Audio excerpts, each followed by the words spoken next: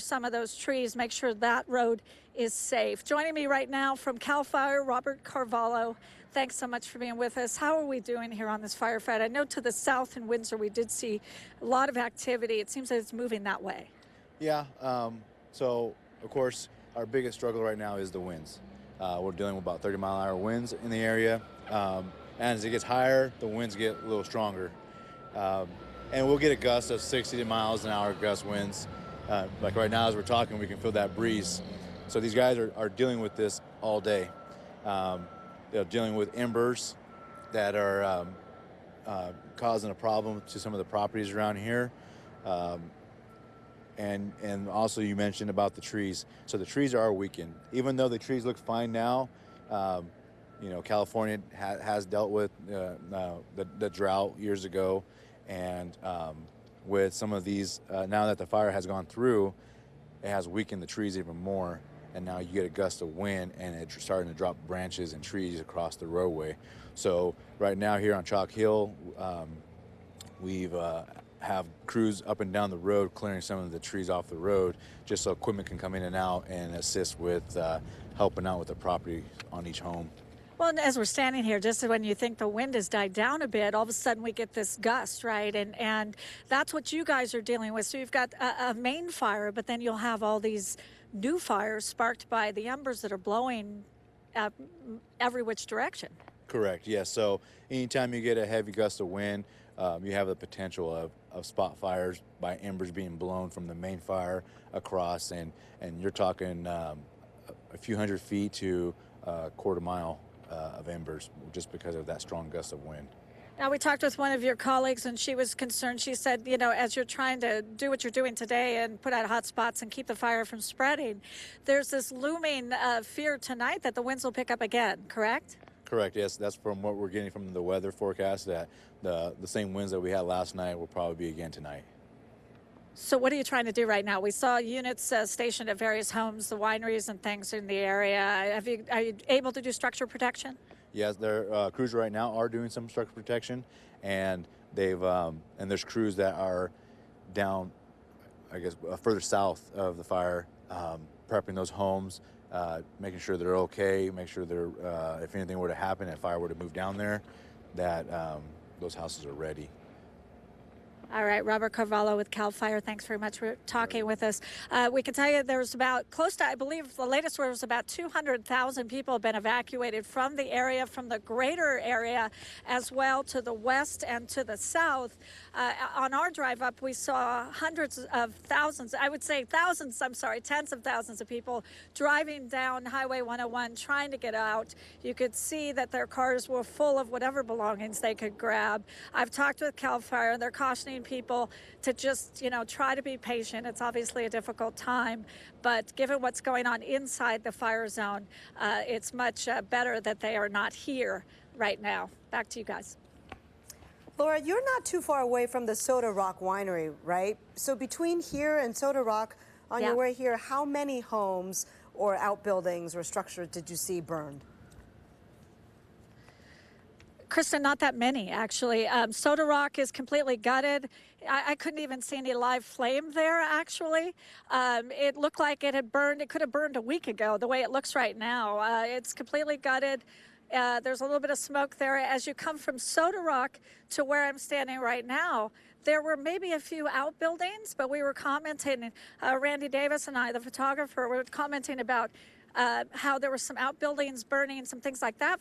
But for the most part, most of the homes in that area, from there to here anyway, looked pretty good. But then you came upon this one, which obviously they could not save. But just to go over the way here to our left, you can see there's a house that's totally fine. So like we've seen in many of these fires, you know, we were in Paradise, we were in Napa, North Bay fires.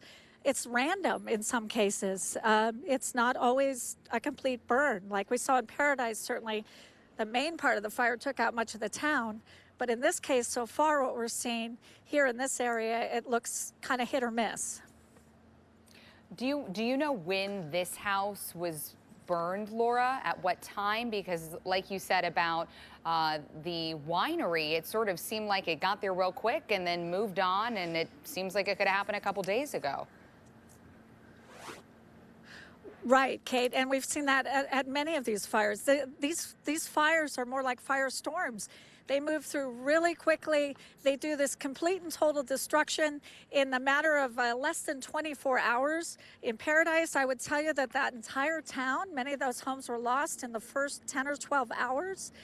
This house, as far as we can tell, probably just burned overnight. There was still a little bit of active flame, but they move really fast. These are storms. They're not just fires.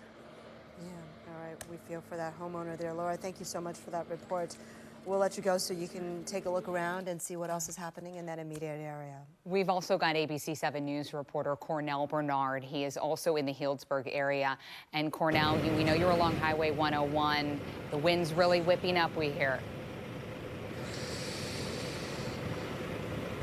Yeah, Kate, it really is. Highway 101 is now closed in both directions, and because the smoke is heavy and the wind is so fierce. You know, we heard from CAL FIRE the goal is preventing the fire from jumping Highway 101, and that is exactly what we are seeing right now. We have hundreds of firefighters in this area right now protecting Highway 101 and the communities to the west. We have firefighters at the top of the hill. We have firefighters off the side of the road, clearing vegetation, making this a major firefight. Fire, it appears, active fire is probably a half to a mile from here. We see heavy black smoke and those winds. I can't say enough about the winds. They have been fierce all day. They're blowing debris onto the roadway. We came up here about 3 or 4 hours ago. Tons of debris all over Highway 101. If you are heading from the north, you will be taken off at Dry Creek Road in Healdsburg and funneled onto frontage roads. It appears that those frontage roads, even the frontage roads, are closed as we head south down here on 101. But you can see the visibility really deteriorates, like the situation here deteriorates, and that's why they want to keep people off Highway 101, because they are really concerned this fire could get close and could jump 101, impacting the communities to the west, and that would be a completely different story. So many homes, so many wineries to the west of us right now. That's the situation here in Healdsburg, and it is changing by the minute. ABC7 News, I'm Cornell Bernard. Thank you so much, Cornell, for all of your reporting. We are going to switch gears. We are going to go back to Vallejo, where that fire is burning in Vallejo and the Crockett area. You can see this is video from earlier when Sky 7 was overhead. All those cars, they're being turned around right there at the Carquinez toll plazas. You can see flames on both sides of 80 threaten the safety of everyone in the area. And the flames got right to the Cal Maritime Academy. We would like to interview by phone now Bonnie Munchnick, who is a graduate of this academy, who is actually in Oakland right now, sitting there without power. Is that right, Bonnie? Yeah, that's right. Well, thank you so much for joining us. First of all, we would love to just get your perspective on what the Cal Maritime Academy does and also what is on that facility, because we definitely saw some vehicles burning there, and then it looked like there was some tanks or container type things. Tell us what's on that facility premises. Yeah, so up the hill, those cars were probably student cars. That's a student lot up there. And unfortunately, it looks like a lot of those were burning. And as the fire comes down the hill onto the campus, there are a lot of school facilities down there. Obviously, that's where we have all of our classes, as well as all of the boats are at the docks right there. But Cal Maritime has a really good evacuation plan, and it sounds like everyone's off the campus. And I think there was around 100 people on campus as well. So I think they're prepared for the power outages, and they got people out very quickly. Right. We understood that most people were off the campus anyway because class was canceled tomorrow because of the PG&E public safety power outage. Of course, as you said, there were some people on campus who had to evacuate, but we also saw some folks. There were definitely some law enforcement and some firefighters down on campus with hoses out, but it also perhaps looked like some faculty or students. Tell us who might have been there on a Sunday. So people do live on that ship their first year, and they may have been helping in the efforts. I honestly, I don't know. Dead. But Dead. There's some pretty hardy people there that I can imagine would want to help and help in any way they can. But I assume that by now they've all left and left it to the professionals. Why don't you tell us a little bit about Cal Maritime Academy? We know that it's a Cal State University. Tell us what you did there and what other folks are learning about. And you said, as you said, living on the ship, which was, you know, we had it in some of our shots. You may see it in some of this video that we're looking at now. Yeah, so Cal Maritime is a Cal State, and they teach obviously all of your general ed and then all of the Coast Guard courses as well. To be in the Merchant Marine. So it's a pretty cool place where you can learn very specific skills. And one of the things we do is go on cruises every summer. They're training cruises. And so they like to, I think, have the kids or students live on the ship their first semester or second semester to kind of, you know, get used to living on it and seeing what it's like. And it's a fun place. You know, they have really great teachers, and the faculty and staff is fabulous. So I'm sure that they're having everything under control as much as they can. So you are now living in Oakland. Your power was cut because of the outage, is that correct? Yeah, yep. In Oakland right now, our power's out. We're sort of near the zoo, so all the street lights are out, obviously, and yeah, it's out for now.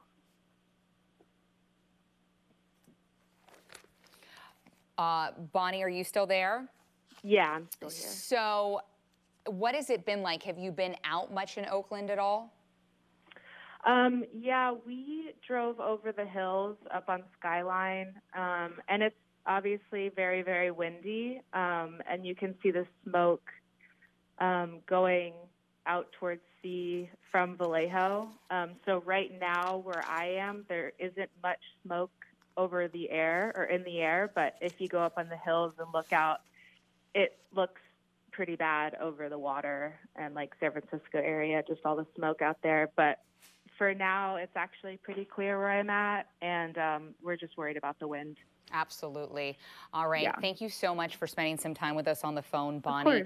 Best of luck to you today during the outage, and stay safe. We do want to go to some video just into the newsroom. We're told this is video of someone driving through this fire in Vallejo that we've been talking about, a car near the Carquinez Bridge. You can see stopped in traffic as flames and a lot of smoke are just right there on the freeway, yards away from these cars as they drive through. So you can imagine how scary that is. You're trying to drive through. You're all of a sudden surrounded by fire, eventually on both sides of 80. And then at some point, the cars were turned around. But gosh, this is just looking at this. It's hard to believe that this is in Vallejo. The last time we saw video like this that I can remember anyway was when we were talking about the campfire up in Paradise last year, when you saw all sorts of terrifying video of people trying to escape flames. Of course, we're not talking about a situation like this with the Vallejo fire, but just seeing that video of cars driving through smoke and flames, trying to escape any danger that might be around them, is certainly reminiscent of that, and also indicative of the extreme fire conditions that we're dealing with throughout the Bay Area today. It's 11:30 in the morning, which means we still have 23 and a half hours left of this red flag warning, basically a full day of high winds that could kick up, of course, the Kincaid Fire more, but also fires like the one that we're seeing in Vallejo. And there have been all sorts of small fires throughout the Bay Area that have been causing problems for people. I think you heard Kevin Brown with Vallejo Fire Department on the phone earlier, urging people not to do anything that might create any sort of flames, whether that's doing lawn equipment, using an electric lawnmower today. Just definitely not the day to do it, to something as small as throwing a cigarette out the window. So please be mindful. It is known that 94% of wildfires are man-made in some capacity. So if we're extra mindful during days like this, hopefully we can prevent more of these problems. All right. You were talking about the Kincaid Fire. As a result of the fire, there is a new evacuation order that has just been issued by the Sonoma County Sheriff. So take a look at this.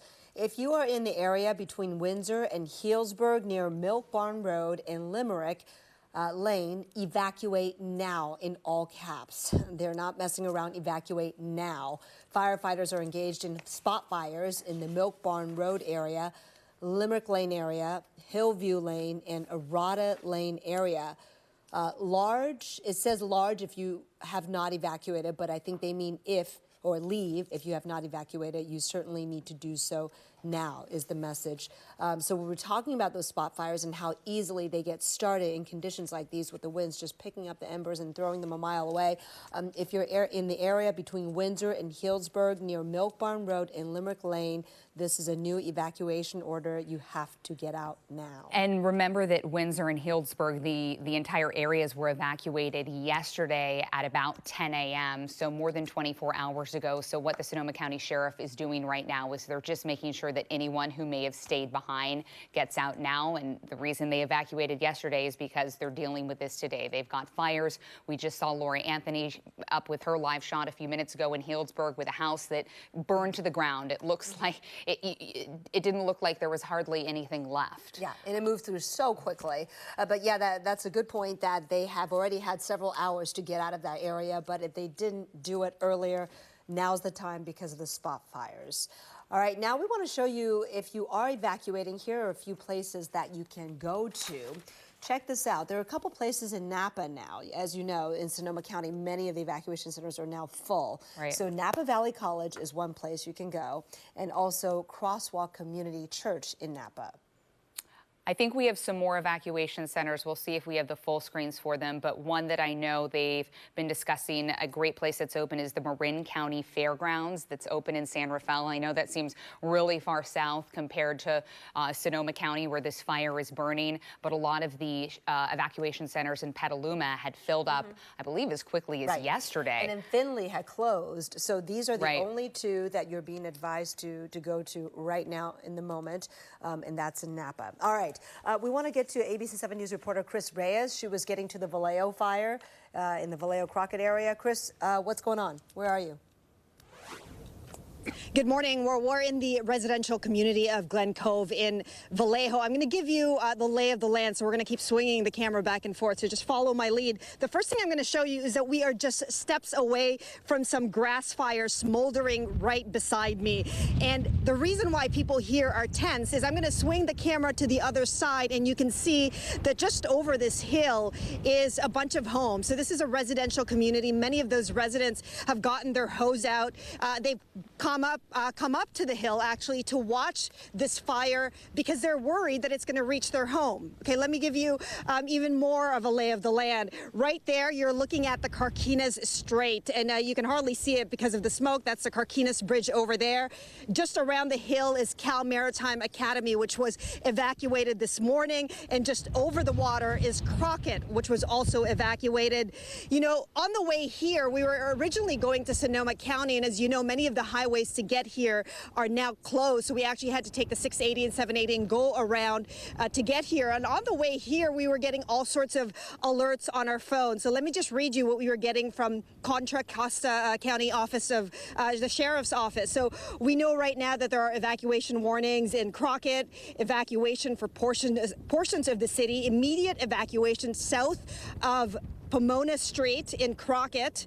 We also know that evacuation order for Oakley Fire has been lifted. East Cypress Road reopening for residents. But again, even though it feels a little calm where we are, you can feel the tension. Those are some residents right there who I told you have climbed up the hill to sort of just watch what's going on. And I overheard some of their conversation. They were saying they've never seen anything like this before. And of course, because of everything that's happening in the Bay Area, they're just worried for their homes right now. Back to the newsroom. Hey, Chris, can you talk to one of those residents, folks you see behind you, and talk to them about their efforts this morning? Oh, in fact, one seems to be walking towards you a little bit. That's exactly what I'm trying to do. In fact, I talked to some residents before we went on camera. Many of them were reluctant to talk. But I'm going to ask Edgar to maybe get off our sticks, and I'm just going to ask this person off camera to get his permission, so we don't put him on live television. But I'm going to just put him over here while you get a look at what's happening in all the smoke. Sir, can we ask you a couple questions? Sure. Okay. So he has said yes. We are trying to respect the residents here, especially because of the tension. Tell me exactly where you live. Right there, literally right next to this. And at what time did you start seeing the smoke? At what time did you hear about the fire? It came around at about 10 this morning. The smoke was very thick. It was coming from over here by the bridge. We kept our eye on the report and evacuated all of our belongings downstairs so we could be ready to go. Have you ever seen anything like this? Have you ever seen anything like this? How long have you lived in the neighborhood? In this area, we've been here for 12 years. I've never seen a fire right here. There have been scattered ones in little areas, but not right next to the Carquinez. And I'm sure that you were worried about Sonoma County and maybe following that news. Were you surprised to hear of this new fire this morning? Yeah, it doesn't make sense how something would spark up there by the Maritime, but the fact that it moves so fast is just indicative of how high the winds are. And can you tell me a little bit about your evacuation plan? We gather important belongings. They go in bags and they sit by the door while we're ready to bring vehicles around so that we can get them right into the vehicle and leave. How many people are in your family member, and are you going to have any problems? Does anybody have any medical needs at this point?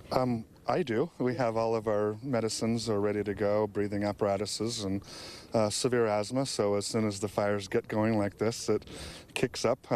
But I'm doing well. You know, I know it's one thing to sort of watch this on the news. It's another when it hits very close to home. You know, on a personal level, how do you feel about this?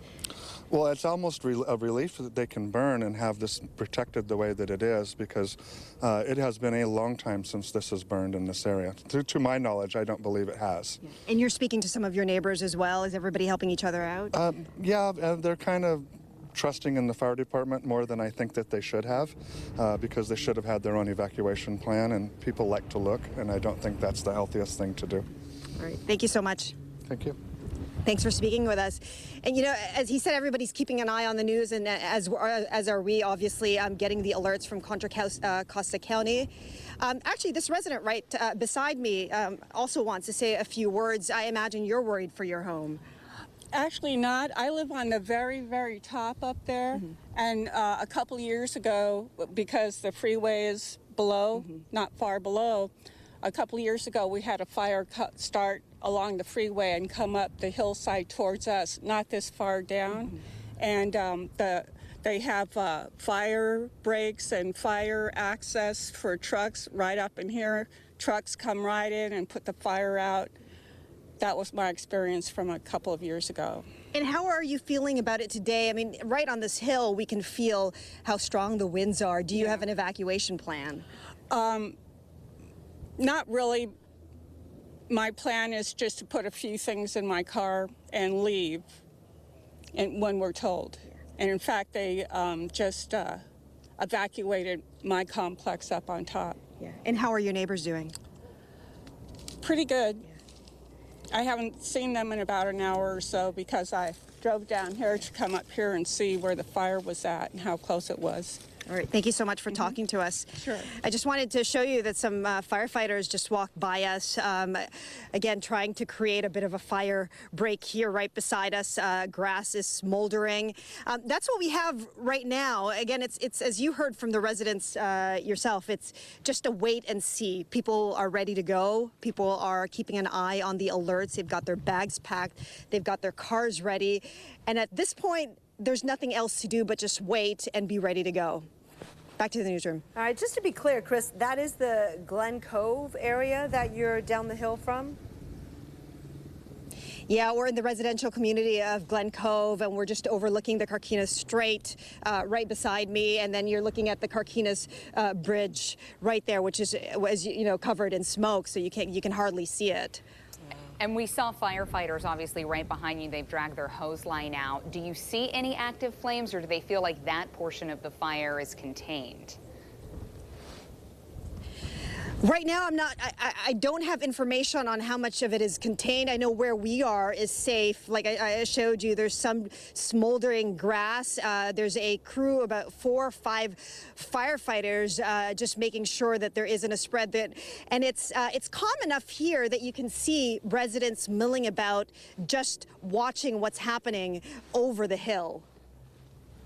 Firefighters want to make sure that no more spot fires break out, so they're in the area to make sure it doesn't, flame up again. But it does feel like they're pretty confident at this point that they've won that battle, that one particular battle, and protected those homes. All right, Chris, thank you so much for that. Of course, you have a triangle situation going on there right now, right? You have Glen Cove, you have the Cal Maritime Academy, and then you have Crockett, and now the Carquinez Bridge right between them, and fire on both sides. So this just goes to show the danger of the fire conditions that we're dealing with today, that one fire essentially could be in 3 very different places at one time across the bay and across a bridge. Yeah, and due to what's happening across the state right now, don't forget they have fires in Southern California right now as well. Governor Newsom has just declared a statewide emergency due to fires and extreme weather conditions.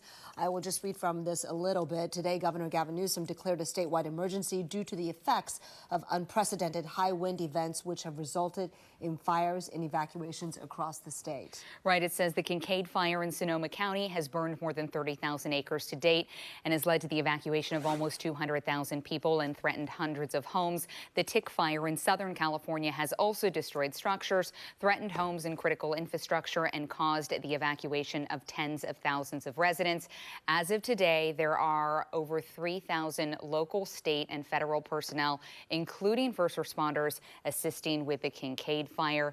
Governor Newsom's quote, he says, "We are deploying every resource available and are coordinating with numerous agencies as we continue to respond to these fires. It is critical that people in evacuation zones heed the warnings from officials and first responders and have the local and state resources they need as we fight these fires." That is from Governor Newsom responding to the outbreak of fires across the state. And one of the casualties of the Kincaid Fire is the beloved Soda Rock Winery off of Highway 128 there in Healdsburg. It has been completely destroyed, not much left of it at all. Facade, some corrugated metal, that boar metal sculpture. That is about it. That's what's left of the beloved winery. And nearby, a couple of outbuildings that Cornell Bernard saw also burned down, and our Laura Anthony, not too far away on Chalk Hill Lane, also saw one home that's been destroyed, but it's very spotty. It's hit or miss. It could be your home, or it could be the one next to you. You can have a whole street of houses that are perfectly intact, and you've got one that is, the one Laura Anthony showed was burnt down to absolutely nothing. The governor also, by the way, pointed out that earlier this week he secured fire management assistant grants to help ensure the availability of resources to fight the Kincaid Fire and also the Tick Fire down in Southern California. Because, of course, this is a statewide issue. We are still in the middle of fire season. Yep. And of course, all this driven by historic winds. And they came in overnight. Meteorologist Lisa Argent is here to talk about what we're seeing in terms of wind speeds now. Lisa. Look at this, you guys. This is an 8 o'clock observation. Pine Flat Road in the North Bay, 3,300 feet, a sustained wind of 78 miles an hour. The peak gust, 102 miles an hour. So you wonder why you can't get a hold on this fire, and it expands so rapidly because the winds have not let up. And you heard another 20, 23 hours of this because we continue to see 40 to 45 mile an hour wind gusts. Atlas Peak near 30. Look at Mount Tam, 37 miles an hour, as well as the Oakland Hills. Mount Diablo, 55 miles an hour. And at the surface, you are really getting blown around in Hayward and Livermore, 30 to 40 mile an hour gusts. That's why we have the wind advisory for the entire Bay Area through 11 o'clock tomorrow. These winds will continue to gust in the lower elevations, and we're going to see these north winds dry out the air even more. So the only good news is that we're getting a little bit of better air quality because the winds are blowing that smoke out. But look at Fairfield. Now, this has so much to do with topography, the way the mountains are, the gaps that we have, the way the winds get funneled and channeled through those narrow areas.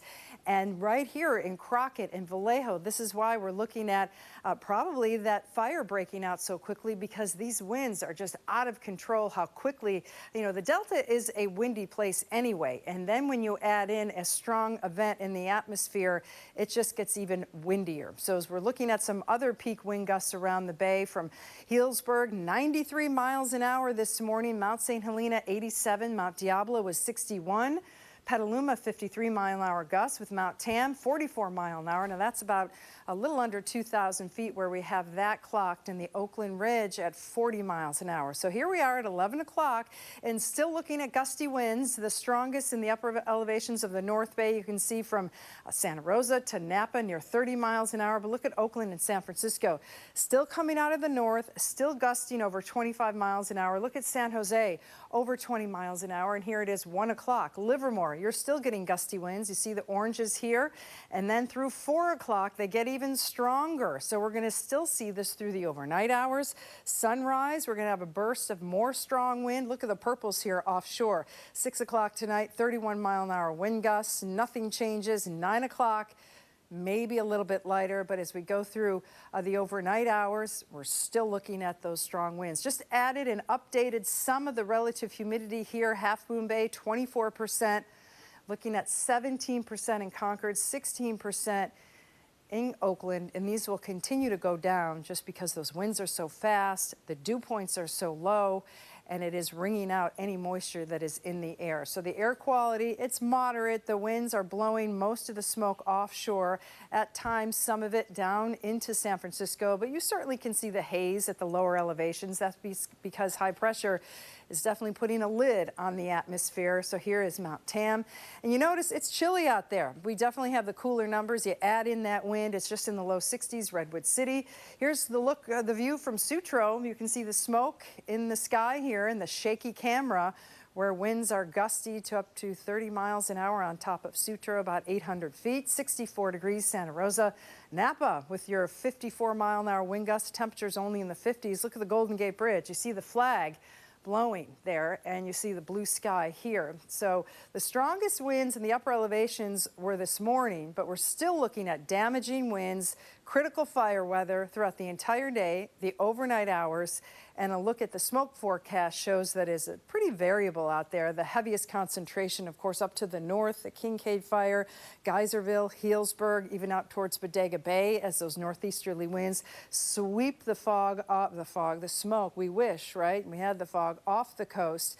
And you can see as we get the winds, we get the high fire danger. So this all links up with the gustiest winds, the highest threat in the upper elevations of the North Bay and throughout the Diablo Range. And yes, like you said, some of this brush is not burned in over 20 years. And so with the winds accelerating and moving over the ground so quickly, it is really not taking much to get those spot fires. And anything I can provide, unfortunately, is bad news in terms of the weather, because it just is still, you know, you saw the trees out there, you saw, you know, the winds just continue to blow. And then there's tree branches down. There's debris in the road. Yeah. You know, so there is all of that just here where people live, you know. So it is just a mess out there, and it continues to gust really high throughout, probably 40 to 60 miles in the upper and then we elevations. just get that little bit of a break on Monday, and then we're kind of right back in. And not to this degree, but after what we've already gone through, enough to cause further damage. And bring down already weakened trees. Exactly, and keep the power out probably for several more days. And when can we expect some relief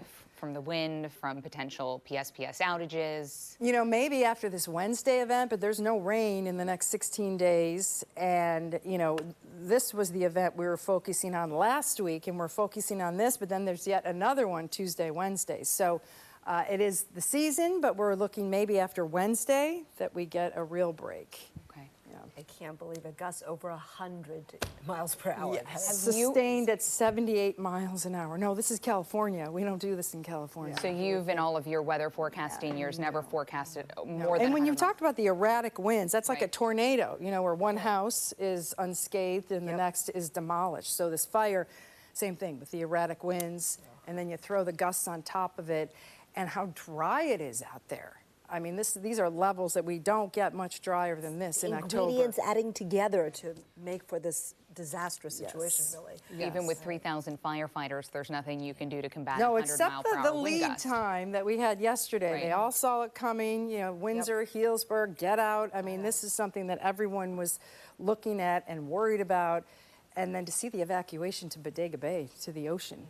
I mean, that is just... That is crazy, because that's like 40 miles from Kincaid Fire Center to the coast. But that's also because the wind is blowing That's west. totally transporting it that way, yes. Yeah.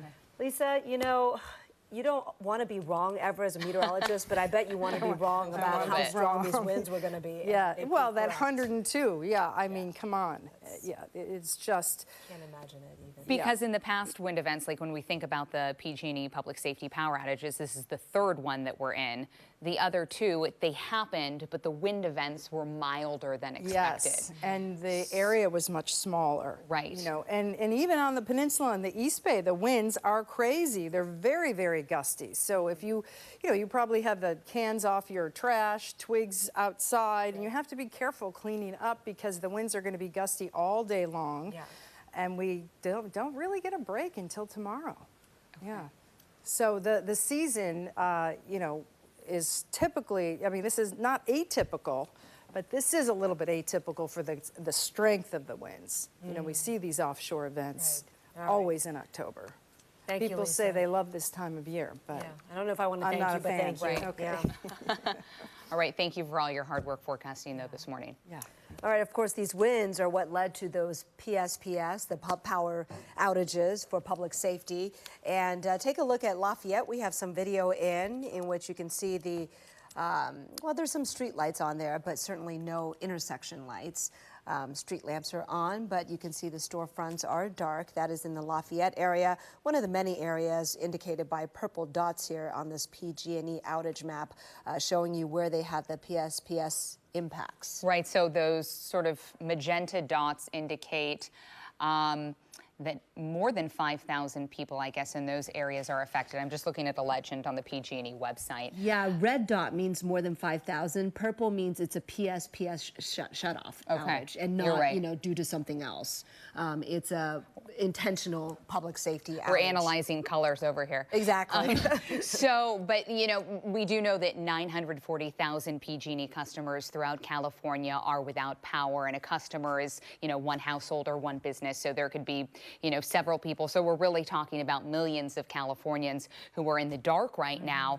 Many of those, of course, in the fire areas, many not in the fire areas. We spoke to that woman, the graduate Bonnie from Cal Maritime Academy. She's in the dark in Oakland. Of course, many people in Marin County are in the dark as well. And we saw yesterday how much of a struggle that's been for people as they rush to hardware stores to try and stock up on flashlights, which of course the stores are desperately trying to keep in stock. You think about all the businesses and especially the restaurants who have to keep all their inventory cool. The power has now been out for long enough that some of those refrigerators, some of those freezers are sort of losing their cooling capacity, and that's when they really start to lose that inventory. Yeah. And it's a big deal when you're talking about these small businesses, especially some who are going on their third public safety power outage. Right. This is, you know, each time day it's 5. Thousands of dollars lost. Right. Absolutely. Right. Not to mention that they can't serve food in a restaurant if they don't have power. I'm going to button up the power outage situation with just one more note. So PG&E is saying it's 940,000 customers impacted, but that does translate into about 2.5 million people actually who lost power and are still waiting to be restored. And at last check, when we looked at those outage maps, they were not giving the restoration time yet. They usually do that after the wind event is completely over, and then they'll inspect the equipment, and then they'll put up some estimated restoration times for your particular neighborhood. And inspecting the equipment means the wind event is over and they go and check every mile of line that they've got, which you can imagine is a lot. And then in a lot of cases, as we know, there's damage on the lines. So it depends on the area how quickly they can restore those lines before they can get power to that specific area back up and running. Right now, we want to take you back out to ABC7 News reporter Cornell Bernard, who has been surveying the Healdsburg area. And you've been on 101 monitoring it. Firefighters hoping that the fire won't cross 101 to the west side. What's going on? Right now, Kristen, I have to tell you, it is raining ash, and you know that is not a good thing for this firefight. Situation here in wine country getting more tense by the minute. Check it out. We have smoke moving slowly to the west from that Kincaid Fire, which is on a slow march. It's burned homes. It's burned the Soda Rock Winery, which we showed you early this morning. Lots of outbuildings caused by those strong, brutal winds. The effort now is preventing the fire from jumping Highway 101. Highway 101 now closed in both directions. Firefighters, as far as we can see, standing by, ready for battle. They are standing by, clearing vegetation. We saw a lot of that right here in the median, in fact. They're standing by with hoses, patrolling up and down. There was a water truck. Steve, show that if you could. There's a water truck which is likely going to water down the west side of this vineyard here.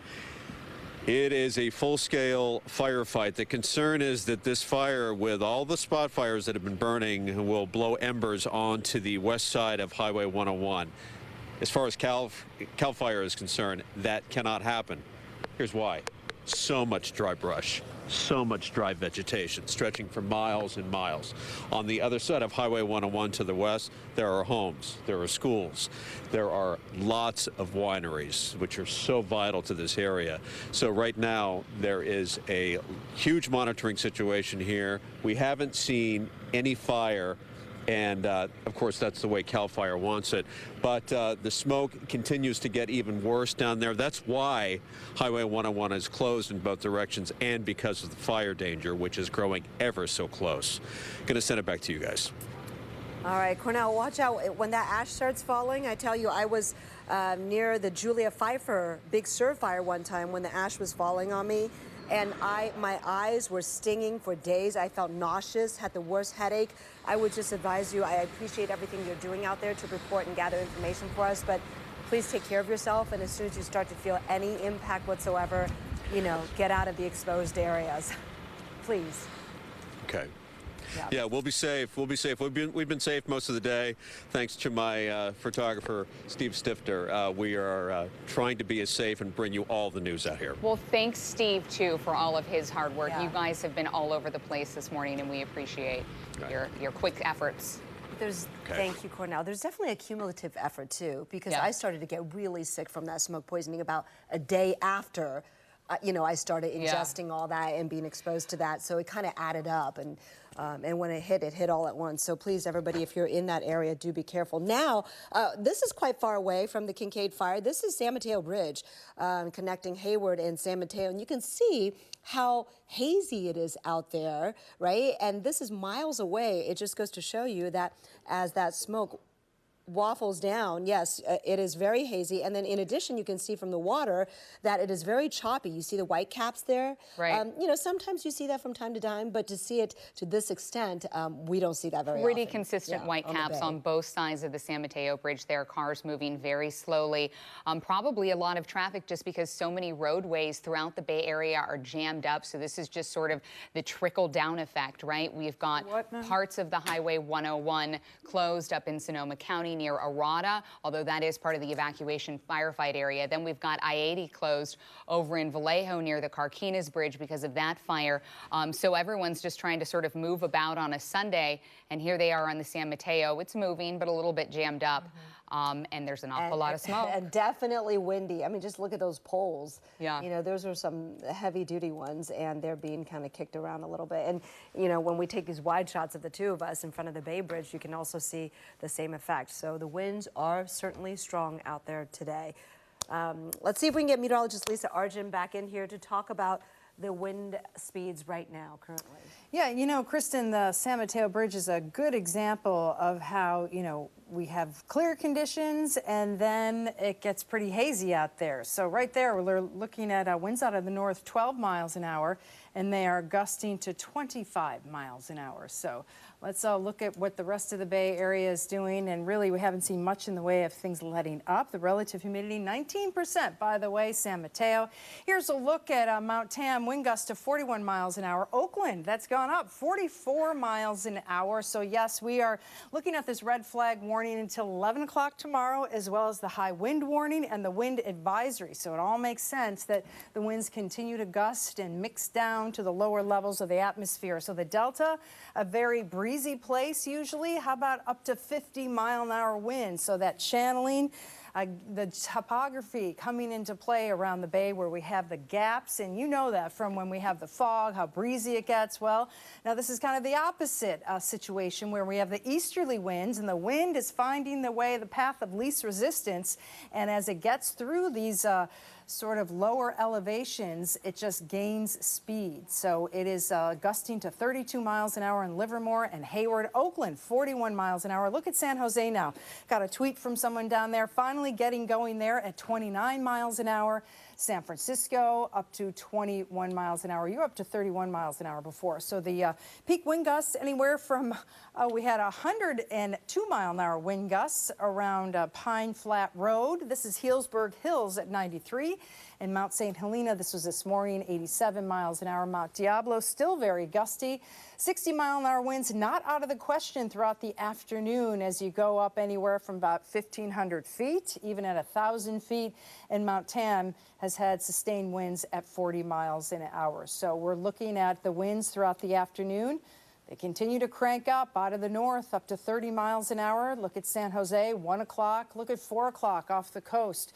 Still very breezy to gusty winds, and it continues. So that is the big key, is that this is an event that is continuing for 24 to 48 hours with the offshore winds, with the gusts, the fast speeds, drying out the atmosphere. We have no help from Mother Nature, from that onshore flow, because when we look at the relative humidity, it is dropping, continues to drop to some single digits throughout the afternoon. There's the air quality from the yellow to moderate. We have some good air quality, but because of those fast winds, it is going to change out there. The temperatures have dropped over the past 24 hours. It's cold. We have very cold wind on top of it. Look at that 59 San Francisco. You would expect an onshore flow, but no, it's that north wind coming down. 68 in Oakland, 62 in Pacifica. Look at the haze here from our Sutro Tower camera, and the camera is shaking with those breezy winds up to 20 and 30 miles an hour. Napa just in the 50s. It's in the low 60s in Livermore, and that view of the Golden Gate Bridge, look at that flag blowing. Look at the gusty wind there out of the east, and the skies there are not looking too bad. But with the strong winds in the hills, the winds continue to gust. Those high gusts of 80 and 90 miles an hour, well, those should be behind us, but still, we're not getting much of a break out there at all as the smoke continues to drift around from the San Mateo Bridge, concentrating mostly in the North Bay with that huge fire, and then blowing from the northeast to the south and southeast, and that fire index high with our red flag warning in effect through 11 o'clock tomorrow. The strongest winds usually happen at sunset and sunrise, and that will be the case again today, where we get very gusty winds for your Monday morning commute. After 10 o'clock, things are looking calmer, but we have been hinting at another offshore event come Tuesday night into Wednesday. So many of you without power and thinking, when are you going to get your power back? Well, I had heard someone talking about that. Let's get your power back so we can get ready for the next event. Well, they're all kind of blending together now. Not really. We will have that break Monday afternoon into Tuesday. But this is something that we haven't seen, and with the dry brush, with it being October and no rain in the forecast, it's a bad scenario. Yeah, Lisa, let's just talk about the direction of the winds right now a little bit, because our Laura Anthony, who's out there by the Kincaid Fire, just tweeted that the active fire seems to be moving more south than west right now, between Healdsburg and Windsor. Is that good news? Because going west would mean going over 101, jumping 101, and that is what they're trying to prevent, because that is where, you know, so many homes are, where people are. Yeah, well, yes, because going west, too, is very, very forested area there, dense, and that would burn very, very quickly. And, of course, that would go through Guerneville, the Russian River. So going, if you have to pick a direction, I suppose there might be less to burn south. But you also have those towns too, yes, right? You have Healdsburg, and then moving on down to Santa Rosa. Right. So really, there is no good direction, but that seems to be what the wind is doing right now, more south than west right now.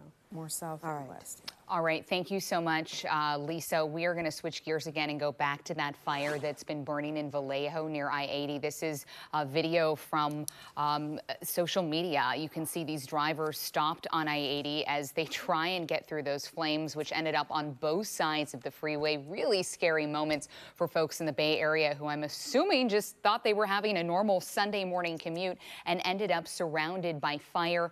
We also have some new sound that we just got into the station, so let's listen to that.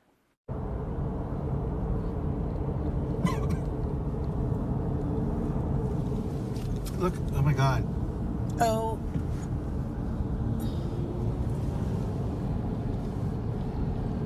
Oh my God. Oh, you could feel it. I cannot believe they're letting us drive through this. Look at these cars. Watch these cars. All right, that was tweeted by Nancy Jordan. Thank you for that video. You heard her say, I can't believe they're letting us drive through this. She was probably one of the early ones before firefighters even got there. Some people, you know, drove through, and then obviously it took a while to close the freeway and get people detoured.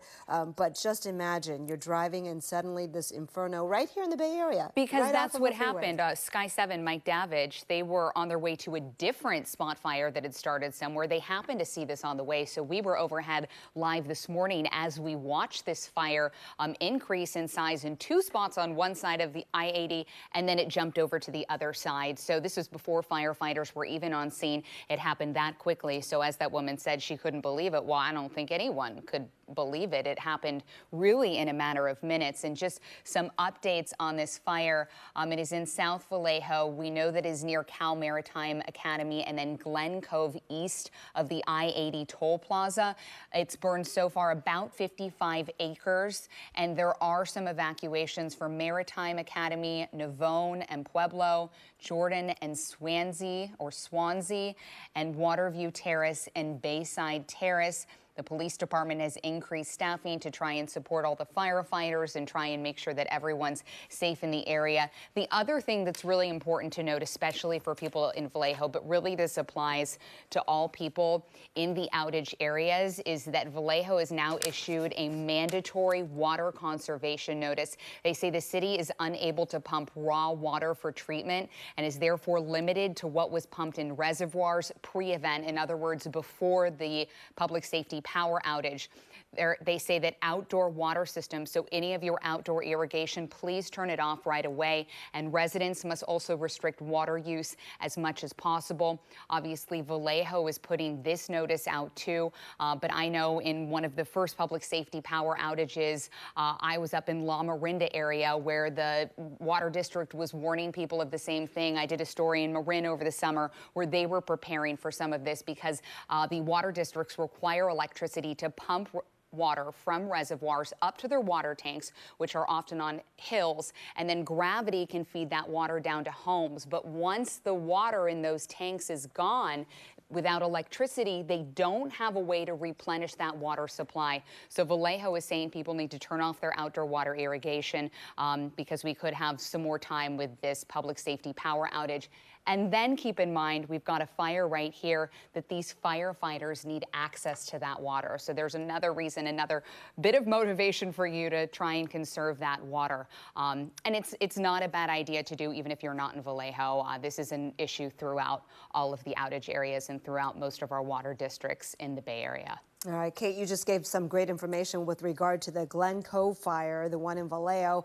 Across the Carquinez Strait is the Crockett Fire. That, we have new information from CAL FIRE, is now at 150 acres. That's the one in Crockett where evacuation orders are in place for folks in Crockett. So it's unknown at this time whether, you know, one sparked the other, so to speak, when embers from one flew across the strait and picked up by the winds and started the other fire, but they certainly are in close proximity to each other. And under threat right now is the Cal Maritime Academy and obviously a Crockett neighborhood, mostly the southern part of that city where they've been evacuated. All right, right now we want to show you some video we have from Sonoma County that we got in, and this is also from the fire zone, of course. Folks were evacuating, obviously, in Windsor and Healdsburg, and this is why. The Soda Rock Winery in Healdsburg completely destroyed, burned to the ground after 150 150 years in business. Right, this is video that was taken by Cornell Bernard and his photographer Steve Stifter this morning when they got there. You can see there were still flames there at the time, but as Kristen just said, Soda Rock has been around for 150 years. Their website says it is the original site of the Alexander Valley General Store and Post Office, and it was sort of once the center of activity for that entire area. So much history, and on top of that, a bustling business. You know, there are employees there, there are owners there that now have to figure out what to do if they're going to rebuild. You know, where are people going to continue? They did issue a Facebook statement saying, "We are devastated. We don't have much information. We'll update you as soon as we know anything. Our staff is safe. Right now, what is most important is the safety of the first responders battling the fire. Thank you, everyone, for your concern." Now, our Laura Anthony is in that area, not too far away from the Soda Rock Winery. Laura, last time we saw you about 15 minutes ago, you spotted a home that burned on Chalk Hill Lane. Yeah, we did, Kristen. That was actually sort of on the up by Highway 128. What we've done in the meantime is we made a complete loop around Healdsburg, through the middle of Healdsburg, actually downtown Healdsburg. People should know looks just fine to us. Of course, it is evacuated, but now we're at the south end of town. This is Red Tail Road, and I'm on a property here where you can see a lot of things are burning. This outbuilding here has burned behind us. If we look over here, Randy Davis will show us is a horse trailer that is obviously gone, burned. But the main house here looks to be okay. We've seen this quite a bit in the area where you'll see some outbuildings and things that are burned.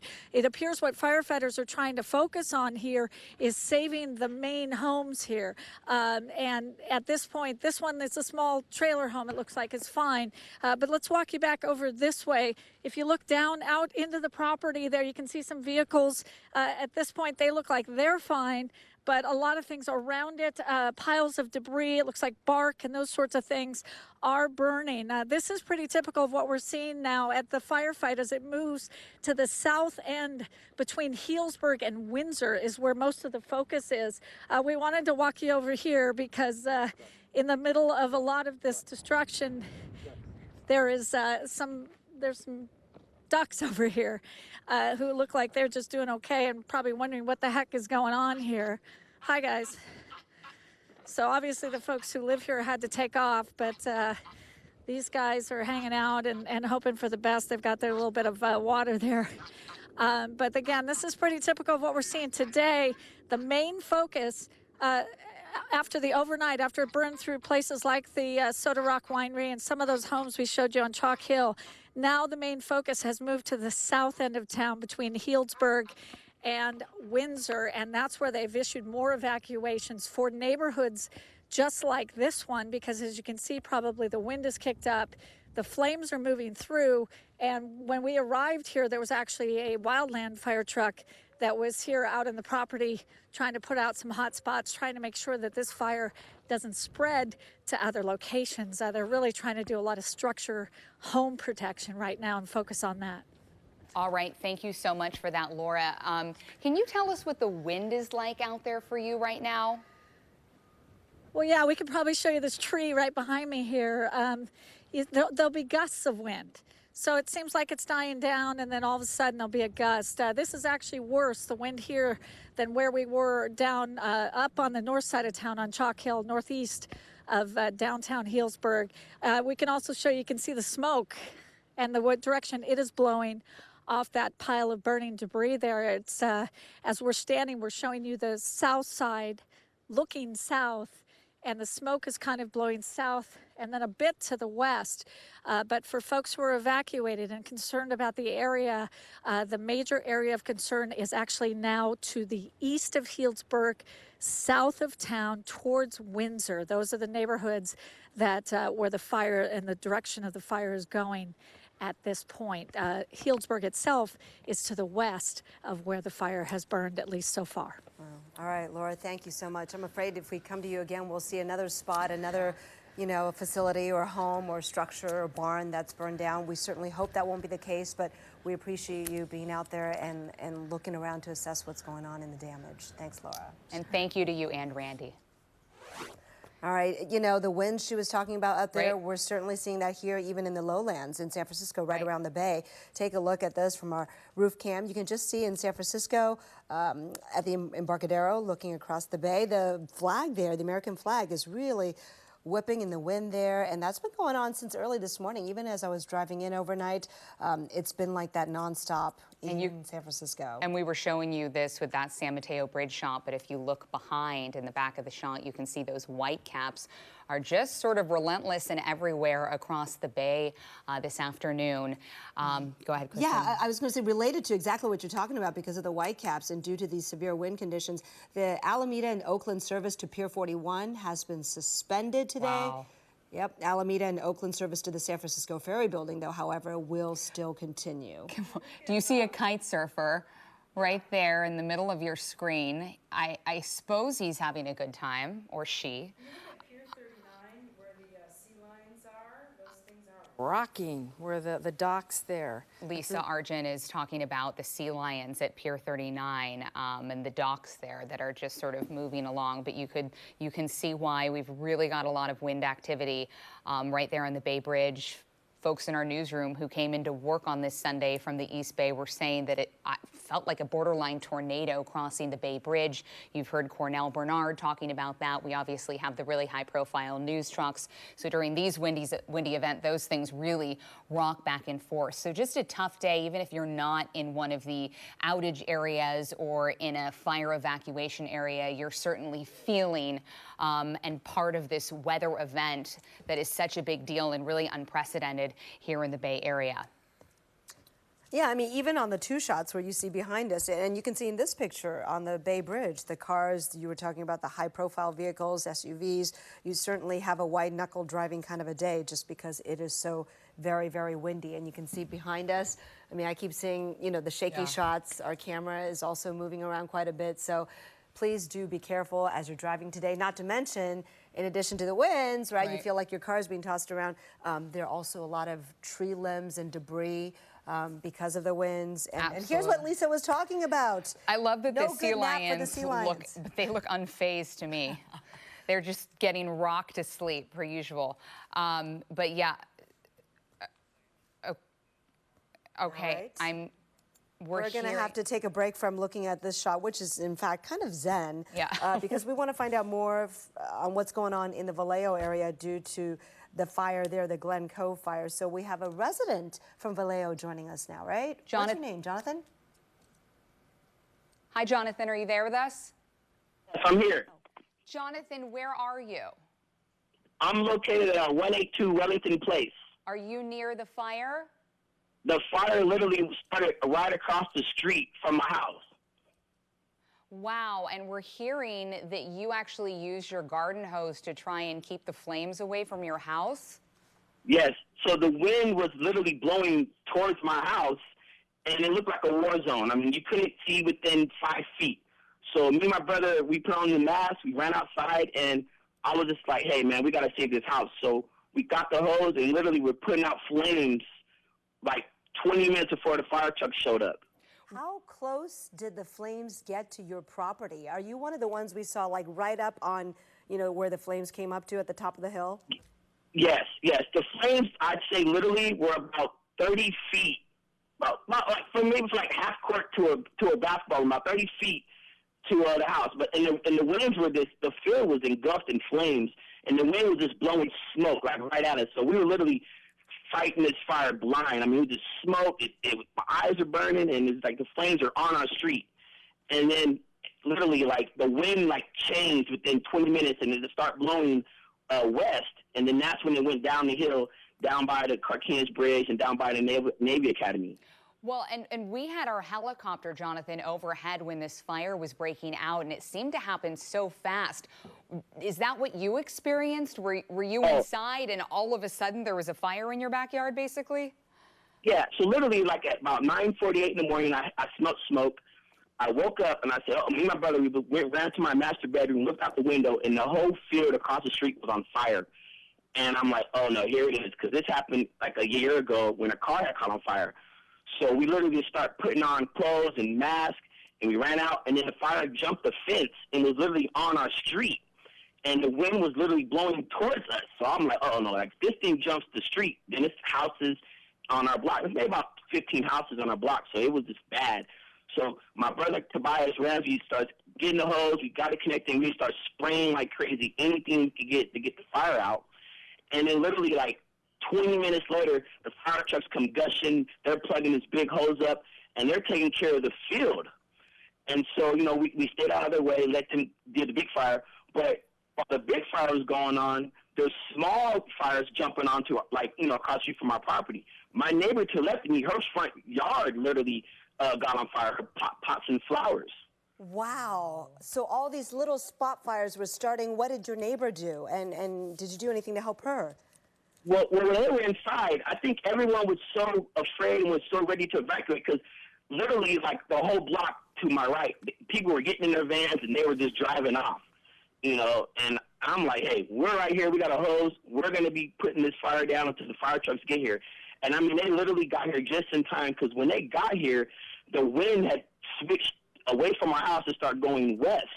And then that's when all the field down by the bridge and the 80, and that's what caught on fire after. But for a good 40 minutes, this fire was on across the street from my house.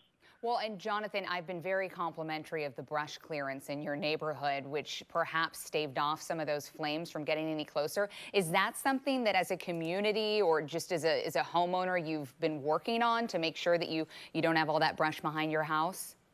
You know, it's a funny thing. That field caught on fire last year, and literally within 2 weeks, it's like the dry brush just like grew right back. So this is just a bad fire danger anyway.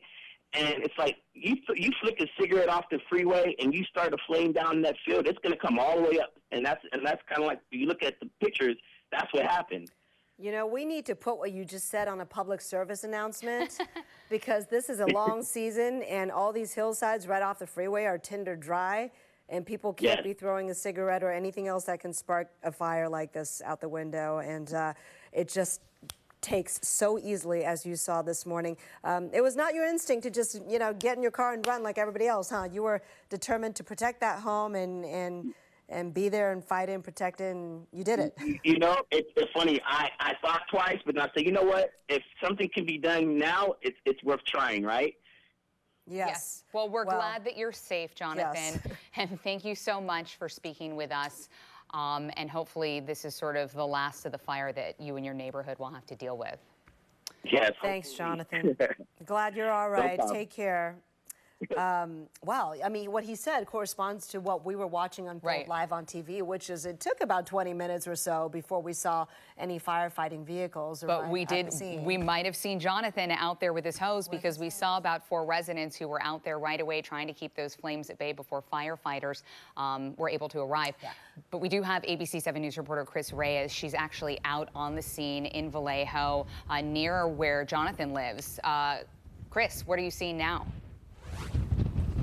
Hi, good evening. Well, we are on the top of a hill in the residential community of Glen Cove. And just to give you a point of reference, Jonathan, the viewer that you were just speaking to, he's at Wellington Place, which is about 5 minutes away from where we are.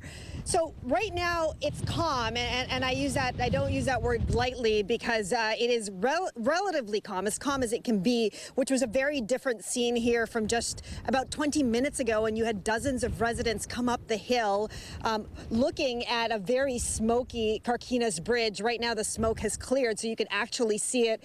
Just around that hill is Cal Maritime Academy, which was evacuated earlier this morning, and we have been sitting right by this brush that's had some hot spots. We have a crew of about 4 firefighters here just raking and putting out those hot spots to create a bit of a makeshift fire break. And I'll tell you why it was tense here 30 minutes ago, because right beside us, I'm going to point you over this way, are a bunch of houses. And so residents had their hoses out, and they were worried that if that fire started to go over the hill, that their homes would be threatened. Now, I was speaking to a resident earlier today, and I'll tell you, and this is what I've been sensing over the last few days of covering these fires, is that they are calm and almost resigned to how prepared they have to be. So that resident I spoke to said he has all of his important documents sitting in a box right beside their door. They've got their belongings packed, it's in the car, and they're ready to go. And at this point, there's nothing they can do really except listen for those alerts and be ready to go when they're told to go. So what they're trying to do is to not panic at all. So you can see this hill right now where I'm at. It's clear the residents have gone back into their homes. And again, to just give you a lay of the land, that's the Carquinez Strait right there. It was covered in smoke just 30 minutes ago. That's the Carquinez Bridge, which had to be shut down because of this fire that is about 55 acres now, that was spotted overhead by Sky7 helicopters. And right around that hill is Cal Maritime Academy, which was evacuated early this morning. And what we're going to do after this live hit is we're going to drive around the neighborhoods, because we want to see if Jonathan is okay, because we know that there are some homes over the hill that's being threatened right now, or worried that this fire is going to reach them. All right, Chris, thank you so much. We also want to bring you some news from Martinez, where due to these high winds that we're seeing everywhere in Vallejo, where Chris is, and also in Sonoma County, of course, a tree has fallen, and as a result, some people have been injured. And this event called Trunk or Treat has been canceled, according to Downtown Martinez, due to high wind and weather conditions. We had a fallen tree on Main Street, and the safety of our community is top priority. We apologize for the disappointment, and our thoughts and prayers go out to those who were injured. Well, and this tree that fell is no joke. What we understand from Contra Costa Fire, and I'm going to read from my phone, is that 7 people were transported for medical treatment. So 2 major injuries, 2 moderate injuries, and 2 minor injuries. And it's because there were high winds in the area, and a tree actually fell on top of these people. So understandable why events are canceling. You don't want to have the kids running around in their Halloween costumes, and you've got trees falling down. So again, this event is beyond just the Kincaid Fire, beyond what we're seeing in Vallejo, but this really affects the entire Bay Area, particularly those who are without power today, too. A lot of impact, of course, in Sonoma County. We have the Schultz Airport that is currently not accepting flights except for emergencies right now. And here are some pictures from our Wayne Friedman, who is in that area, in fact, and he's got Highway 101 closed due to the Kincaid Fire. And as he was taking some shots of the CHP there at work, trying to keep people safe and not get into that area, although right now it is southbound 101 that is closed between Arata, and I don't have the end point to that, but we'll find that out for you. But it's been on and off, open and closed the whole morning with Highway 101, and right now they're focusing their efforts on keeping the fire from jumping over 101 to the west side of it. Well, and just look at that photo while we went off of it, and remember, that's Highway 101. It's normally filled 24/7 with bustling traffic, and now we're back at Soda Rock Winery, which we know was destroyed this morning. Yeah, I do want to fill in that information. It was 101 closed between Arata and Dry Creek. Right. That is the latest information, and you know, they keep changing that throughout the morning, but right now 101 closed between Arata and Dry Creek. And this is video of the Soda Rock Winery in Healdsburg, which was destroyed overnight, unfortunately, by a spot fire that started. And right now, looking around, not much left of this historic winery. Right, and just one of the many structures that we've seen that burned down overnight. Laura Anthony and Cornell Bernard have been out in the Healdsburg area. Cornell and his crew shot this video this morning, and while flames were still there, this was 150 years of history that burned down overnight. It's interesting because you can see the vineyards behind, which seem like they're perfectly okay. Often those vineyards will sort of act like a fire break when we have these wine country type fires. But it seemed like they almost just isolated the fire to the Soda Rock Winery because there were homes around in the area that were perfectly fine. But this obviously, nothing was spared. Yep, but with these wind conditions, the embers could easily be picked up and easily spread to another location, perhaps a mile away. That is pretty hard to conceive, but that is what we have this morning with the ferocious winds.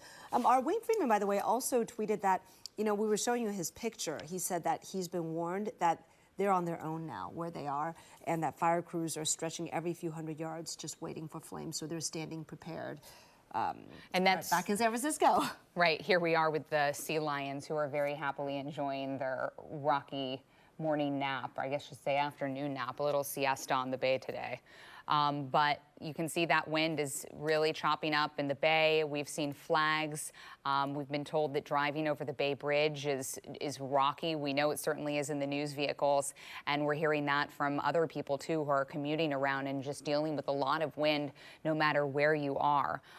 So just a good time to exercise precaution no matter where in the Bay Area you are today. Mm-hmm. We want to remind you, just to give you an update, if you're just joining us, summarize what's happened overnight as you slept. The Kincaid Fire has expanded by 5,000 acres. It is now at 30,000 acres with 10% containment, and that containment figure after overnight hours actually dropping a little bit. And right now they have about 180,000 people under mandatory evacuations in Sonoma County. So all of Healdsburg, all of Windsor, and also parts of Santa Rosa, pretty much people have either gotten out or are getting out. But this process started last night anyhow, and then of course expanding overnight. So hopefully all those people, that's about 2/5 of the population of Sonoma County. I was going to say about 40% of Sonoma County, and most of Sonoma County is under mandatory evacs. Areas that are not are sort of below south of Highway 12 in Santa Rosa, but we've even got the neighborhoods in Santa Rosa that were burned down in the 2017 parks. Coffee Park is under mandatory evacuations, which just breaks your heart. Yep. Fountain Grove is not right now. At the Part moment, of Fountain Grove is. And earlier this morning, we spoke to Paul Lowenthal, who's the public information officer for Santa Rosa Fire. He's, of course, busy working today, but he lives in Larkfield Estates, which is another neighborhood in Santa Rosa that burned down 2 years ago. And he had to pack up his belongings yesterday because they're under evacuations. Yeah. Of course, as far as we understand, the fire has not made it as far south to Santa Rosa. But as we've been talking about and showing you, this wind really can lead to some unpredictable fire behavior. And it's very traumatizing to have to go through this process again, no doubt. But firefighters have done a really good job keeping the fire out of the towns of Windsor and Healdsburg for the most part, certainly the downtown areas. All right, we got some more video to show you. Let's go ahead and cue that up. And this is from social media. You see some of the planes that have been busy. We were talking about dropping retardant near the Carquinez fire, the Carquinez Bridge fire, Glen Cove and Crockett. That is what's happening right now. They've been running that since daybreak. Well, not daybreak, but since about 10 o'clock after the fire broke out. And some of them are actually coming from McClellan Air Force Base to do so. And I believe that ship that you just saw in that previous shot was from the Cal Maritime Academy that Bonnie, our guest who we had on air, was saying some people live there and some people did have to evacuate from campus. But you can see there's that plane, which is such a relief if you're in the middle of that fire. And finally, you've got the air support that can really make a dent in these fires, really be the difference between containment and further damage. I think we're going to go to some more wind. Am I hearing that right? Oh, we're gonna go to Lisa. Hey, you know, I just saw something from the National Weather Service that said that they still are looking at upper elevation winds of 70 miles an hour. So the winds are not weakening in the upper elevations. Here's a look at some other locations above 1,000 feet where we still have winds over 40 miles an hour. Hawkeye, Knoxville Creek, Atlas Peak is 33. Mount Tam, it's been over 40 miles an hour all morning. Look at the Oakland Hills, just continuing to blow 44 miles an hour. And at Half Moon Bay, I just checked 25 miles an hour.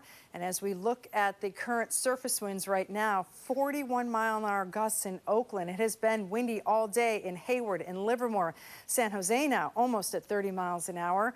And looking at Santa Rosa, so the colors indicate the gusty winds, not looking at this letting up anytime today. Here's 1 o'clock. We're near that 30 mile an hour by the Delta, the North Bay, but the entire Bay Area over 20 miles an hour, and then it increases by the afternoon to 30 miles an hour. And throughout the evening hours, we're still getting the north winds, the gusty winds, almost up to 30 miles an hour. And in fact, they're going to get even stronger for a time being late in the day tonight. Then we go through the overnight hours. This is 9 o'clock, very little change. into 11 o'clock, still blowing. And I wanted to show you the strongest winds we have seen. Pine Flat Road, that's at 3,300 feet. A sustained wind at 78 miles an hour, and the peak gust was 102 miles an hour. So there you see the sea lions and the docks there really rocking in the bay. Shows you how windy it is. Healdsburg Hills this morning at 93 miles an hour, 87 Mount St. Helena, Mount Diablo, 61 miles an hour. Petaluma over 50. Same with Napa. Mount Tam we got to in Oakland. You saw over 40 down at the surface there. So as the relative humidity is up to 20% here, we're going to show you the forecast. It's not going to get much better even into tomorrow. So 1 o'clock, we're in the teens here. And as we go through the rest of the afternoon, down to 9% in Napa. This is 6 o'clock tomorrow morning. We're at 26%, Hayward and San Mateo. Look at noontime tomorrow, 11% in Napa, 14% in Santa Rosa. We need a wind shift. We need a wind shift, and we need an onshore component that will bring up the relative humidity and blow from the ocean to the land, not the opposite, which has been a prolonged event. And even with the cool weather out there, it is definitely drying out the air. Here's a look where you can see the white caps out there. It's only in the 60s. The trend is for cooler weather, the gusty winds, Pier 15. Look at that flag blowing out there. And looking at more 60s, low 60s in Livermore. And finally, from our Sutro Tower camera, you can see the haze and the smoke in the air, the red flag warning, the high wind warning, the high wind advisory. All of these go through 11 o'clock tomorrow. So we're not looking at that break throughout the day today. In fact, we're looking at the sustained winds from 20 to 40 miles an hour right at the lower elevations. So if you don't have a lot of damage, you certainly have maybe some tree branches down, there's leaves down, there's just winds gusting all throughout the day. And then overnight tonight, when we're all black without our power in our houses, the wind still will be quite breezy, not as gusty. And then tomorrow things will bring in a little less wind, but another event Tuesday night into Wednesday. Well, and then what concerns me, if even with the pause between the two wind events, with so much wind, there might be lots of damage on the line. So in terms of power restoration, that's likely to be more difficult for PG&E than it was for the two previous PSPS outage events, because they've got to repair all those lines before they can turn the electricity back on. So between the events, is there time to turn electricity on before they might have to turn it back off? Right, that all builds, as well as the offshore events have all built. This is the end of October. We've had a few of these, and they've gotten larger. So with all the dry brush and the stronger winds now. So yeah, we're in a time where we are just going to have to buckle down and, you know, help out where we can and know that this is going to get better. But it's going to be with us for the next day. All right, Lisa, thank you. Our Wayne Friedman has traveled up to that area on 101 in Sonoma County, which part of it is closed right now. So Wayne, can you tell us what you're seeing? Right now we have the camera focused on a helicopter that's taking water apparently from a pond. We're on Highway 101 between Windsor and Healdsburg, just short of Healdsburg Avenue. When is the last time you saw Highway 101 in Sonoma County like this? It's this way in both directions, same way. Nobody going in, nobody going out, only emergency vehicles. In fact, we're so close to the fire that the CHP said, we'll let you in. We're required to do so by law, but you're on your own. That helicopter's going up now, it appears. If you look off in the distance, you see that smoke. The fire seems to be moving to the south, and that helicopter is working on the fire as it has been for a while. Luckily, there's that water source nearby, but in the time since we parked here, which was roughly 5 minutes ago, that fire has probably moved 300 yards toward the south, toward Windsor. Those are vineyards in front of us. That helicopter now, as you watch it, will move forward and move over the flames and do another drop, then come back and get more. On our way up here, we stopped in Sonoma County at the auditorium to see how the evacuees were doing. We found an auditorium filled with people, more than 400 people who had spent the night, more people outside. All they're doing is watching the news. One woman said, and she said, the worst part about this is there's nothing we can do. We feel helpless. She feels as if it's unprecedented. Never have so many people, more than 100,000 people, been evacuated from one county at one time. We went to another evacuation center, and they were worried that they were going to have to move again. That was a CHP car going there, more coming through. Let's look back at this helicopter over here. Just the general sense is one of, well, not necessarily doom and gloom, but certainly resignation and surprise that this has happened again just 2 years after it happened. The good news is that Sonoma County appears to have done its homework and be more prepared for dealing with this than it has in the past. But this fire is massive, and it is moving fast, and it is moving towards populated areas, and even people who've been evacuated are worried that they may have to go again. Marin County has opened up its fairgrounds now for evacuees from Sonoma County. We spoke with someone a little while ago who had been evacuated from Geyserville. She was concerned. She said, where are we going to go now? So we don't know. Anyway, this helicopter is doing what it's doing. Once again, a look at Highway 101, heading north towards Healdsburg, empty. The fire about 200 or 300 yards from us, burning to the south, almost parallel to this freeway. It's going to be a very long day. Live in Sonoma County, Wayne Friedman, ABC7 News. Well, Wayne, you live up there. You've spent a lot of time covering fires. What are you noticing today? Does anything feel different? Is the wind really as extreme as the forecasts indicate? Well, where we're standing right now, the wind isn't all that extreme. I'd say it's about 15 miles an hour. There is some good news here in that it's not the wind that we experienced 2 days ago and earlier this week, the hot and the really dry wind. This wind actually feels as if it has a bit of moisture. It's not, 70 degrees. It might be 61, 62 degrees max. That's my estimate. And it's not as strong as we thought it would be. But we're told that farther north and on mountaintops, it's been very bad. There was one reported gust today at 70 or 80 miles an hour. We've been told that as well. So even though we're in a low area right now, up in those mountains, it's a different story. And whatever catches on those mountains and blows, the concern is where it's going to land next. We're already told there have been spot fires that have moved this direction and spotted north of Windsor. So we're not out of it yet. What are people feeling? Well, it could always be worse, I suppose, but nobody's been through anything like this in a long time. Yeah, of course they're worried, and who wouldn't be worried? I hear that helicopter behind you, Wayne. Is it picking up some more water? He is. Let's go take a look at him now and see where he's going now.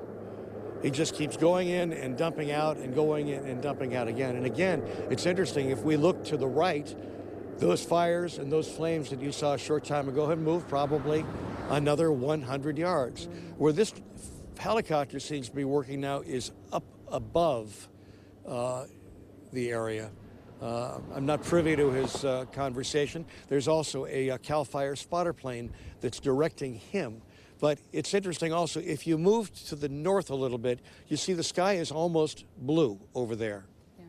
Okay? Yep. That's encouraging. But if we look to the south, you see how brown it is? Right. There are, on portions of Highway 101 here, there are fire crews spread out every 200 or 300 yards, and they are waiting for this fire to jump the highway. That's what they told us anyway. All right, well, so we're going to head back south. We're going to see where this is going. Well, I'm glad to see that at least the helicopter has that close source of water and it's making those runs pretty quickly. It looks like just in the span of your report of 3 minutes or 5 minutes, it's gone at least a couple of times. Yeah, it's every 2 or 3 minutes. He's doing yeoman's work. Yeah. But we're going to move on from here. We're going to pack this truck up and give you a little bit more later. All right. Thank you so much, Wayne. We appreciate your work. You're welcome. Stay safe, Wayne. All right, again, to recap, we're dealing with the Kincaid Fire, 180,000 people evacuated, 30,000 acres, just about 10% contained at this point. Wayne is up there as well as Laura. Cornell Bernard has been up there all morning for us this morning, showing us homes and properties, wineries that have completely burned down. And then let's remember that we've got a fire in the East Bay, wind all over the Bay Area. Eric Thomas just sent this tweet. Yes, he tweets, tree down at Ayers Road at Ignacio Valley, in Concord, because in the East Bay, it's Ignacio. In Marin County, it's Ignacio. This is good trivia. So yeah, that is a tree down, one of many trees down throughout the Bay Area. And in some cases, they could be causing damage and destruction. Hopefully, it looks like this home seems to be okay. It seems like it fell in the direction of the street. But that is just one indicator of some of the damage due to the winds. And there are also reports that some power lines are down in the Bay Area as well due to the high winds. And this is some new video from Vallejo. We know that, of course, we've been covering that fire near the Carquinez Bridge. You can see how smoky it looks like right there. I mean, it almost looks like she could be in Sonoma County, but this perhaps is one of the neighborhoods that was very close to the flames. Fortunately, no homes were affected or damaged or burned by the fire, but those flames just yards away from what looks like either a backyard or a park, some sort of property that people were very close to. Right now, we want to get to ABC7 News reporter Laura Anthony, who is in Windsor. And from what Wayne was just telling us, Laura, the wind is definitely sending the flames in that direction towards you in Windsor. Well, that's right. At this point, this has really become ground zero for this firefight this morning. I'm actually on Arata Lane, right below Highway 101. I know Wayne is above me on the highway. That is closed. The on-ramps, the off-ramps are all closed here. And this is a hard closure. They actually have the National Guard out here. These guys are here from Pittsburgh, California. They told me they are here to regulate traffic. At this point, they're only letting emergency vehicles, fire trucks, Cal Fire, Sheriff's Department, all of that go into this area. This just down the road here, again, is Arata Lane.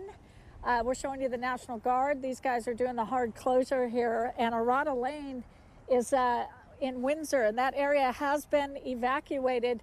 But we are hearing that some homeowners have decided to stay behind. They've actually hired their own private firefighting crews to stay and try to protect their homes. Just as we've been standing here, we saw an army of fire rigs come off the freeway, the closed freeway, from Glendale, from Burbank. I've seen rigs from Orange County here. So it really is all hands on deck. And I don't know if you can see, it's rather smoky here. It's windy here. And the big concern is as these winds push these flames south, that the neighborhood behind me might be in jeopardy. So you're not that far away, right, from Foothill Regional Park, because we're seeing that the fire is establishing in Foothill Regional Park, and it's those homes in that area that need to evacuate. Is that pretty close to where you are?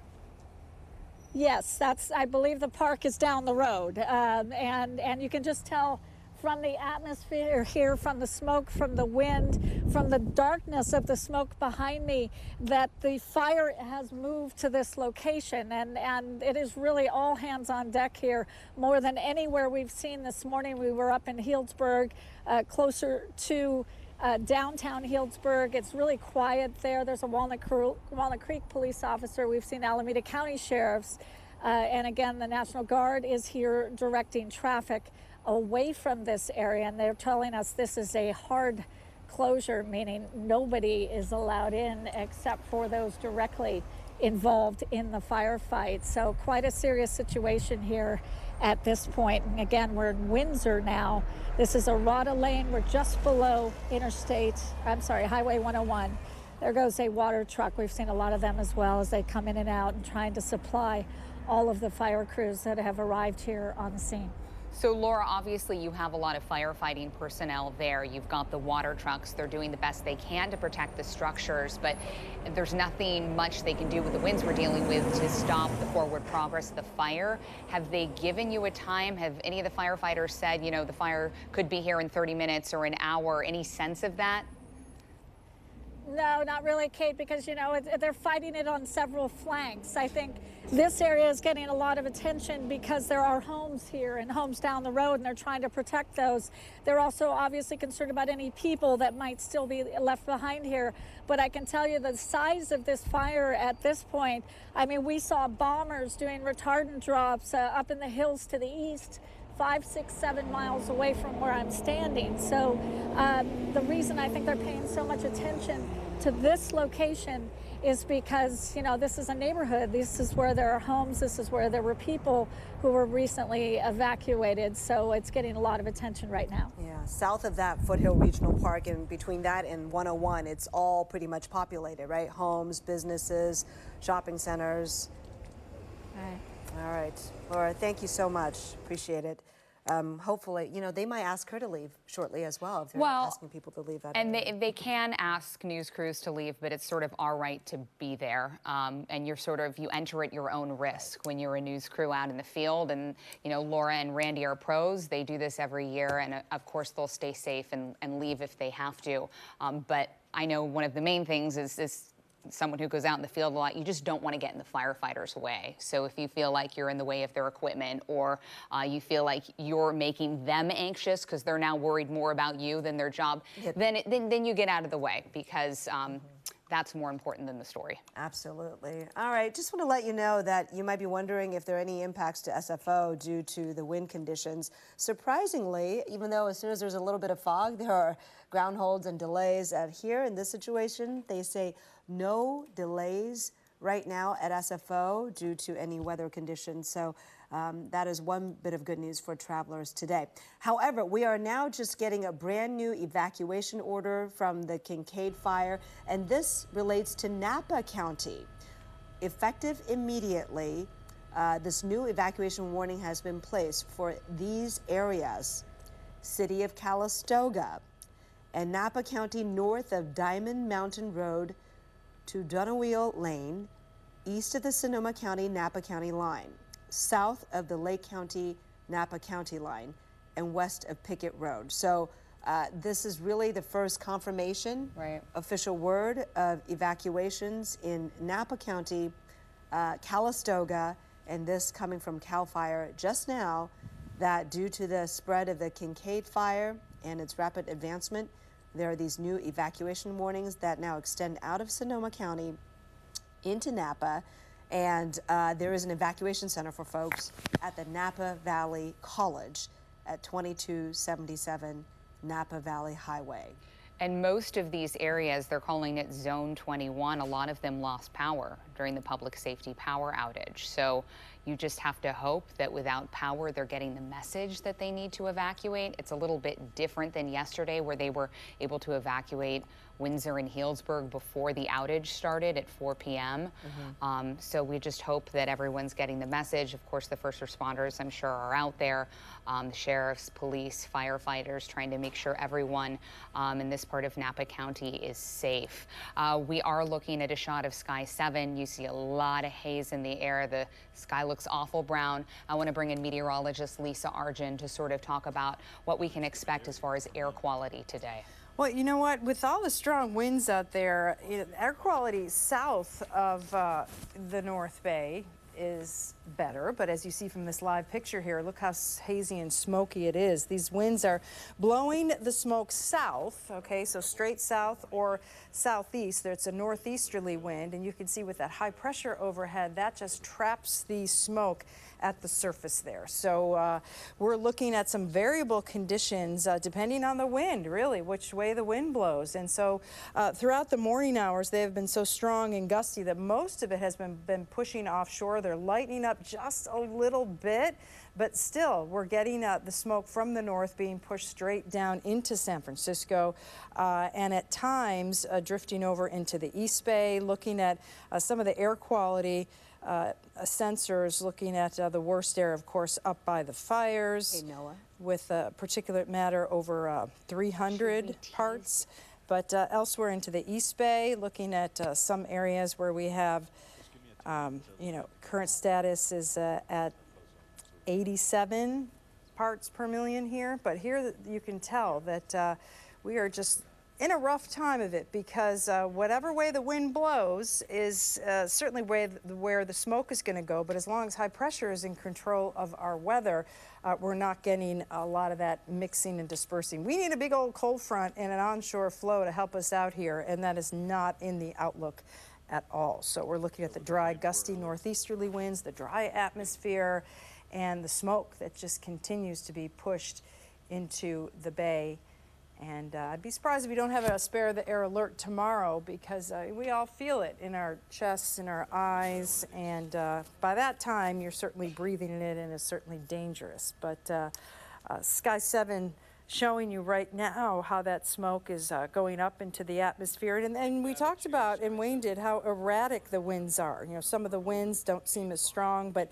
certainly not letting our guard down, because our red flag warning is in effect through 11 o'clock. And as they ease up just a little bit throughout the day today, they're going to ramp up again overnight, strongest probably towards sunrise tomorrow.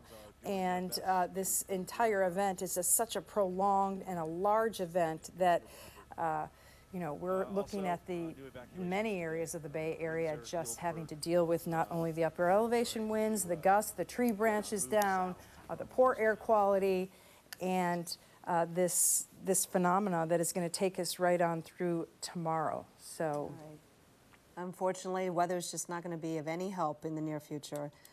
Lisa, thanks so much.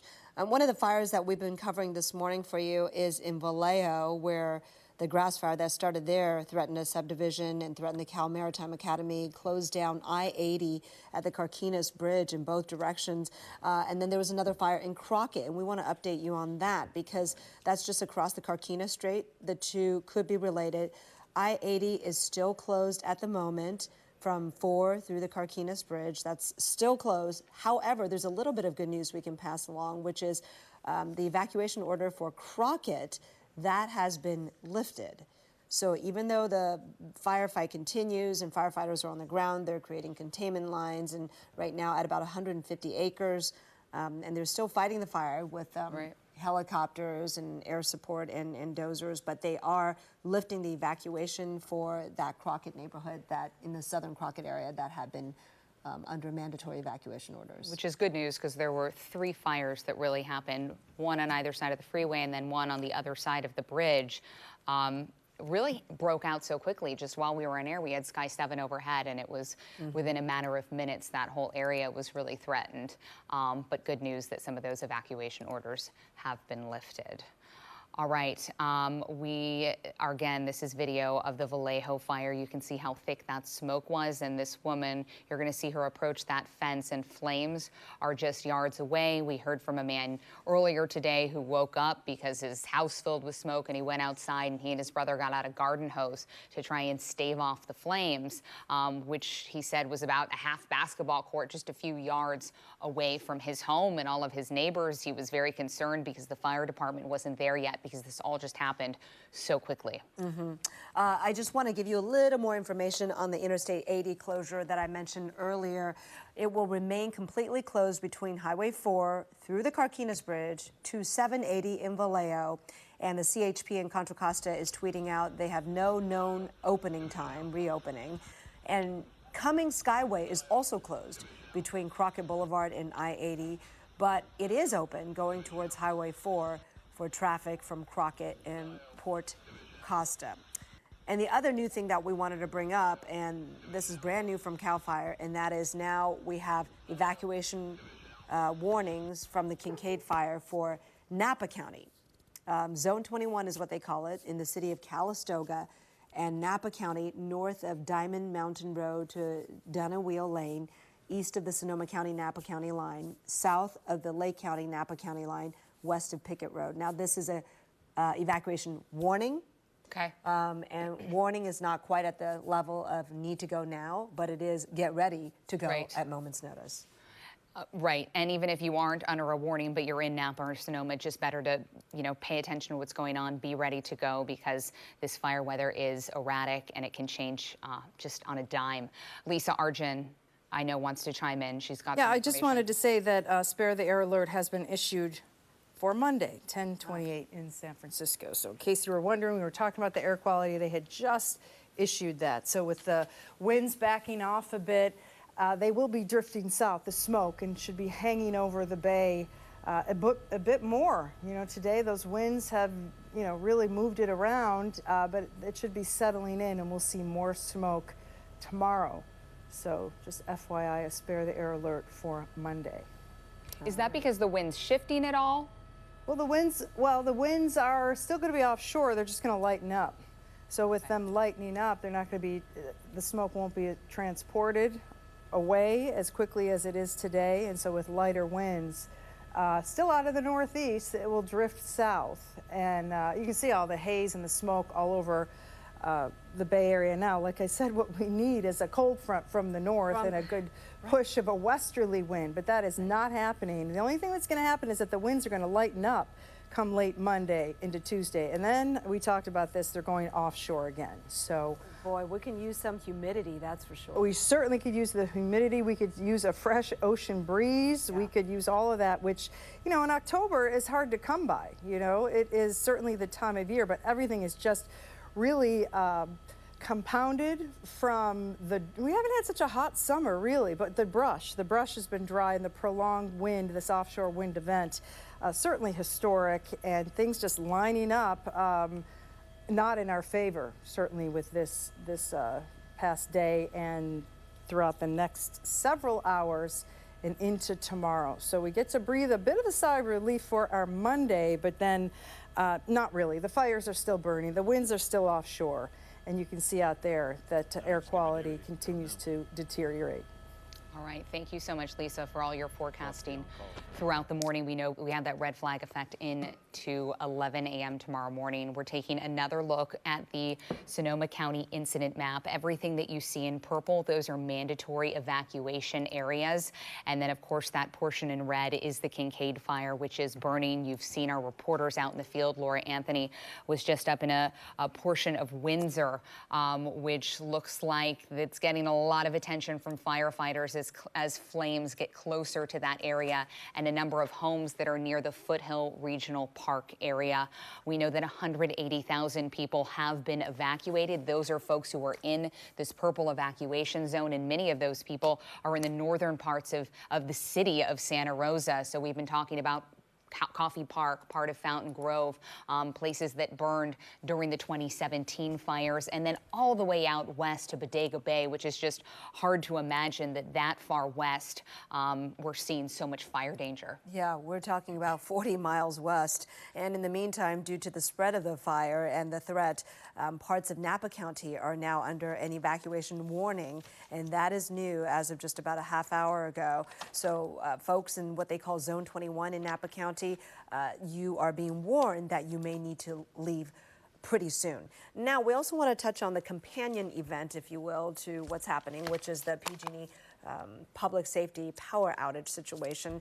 And right now we have 940,000 customers that are impacted, translating to about 2.5 million people. And I've just been checking their outage map real quickly. Nothing that has that purple dot that says you're under a PSPS shutoff. There's no restoration time for anybody, estimated, approximate, nothing.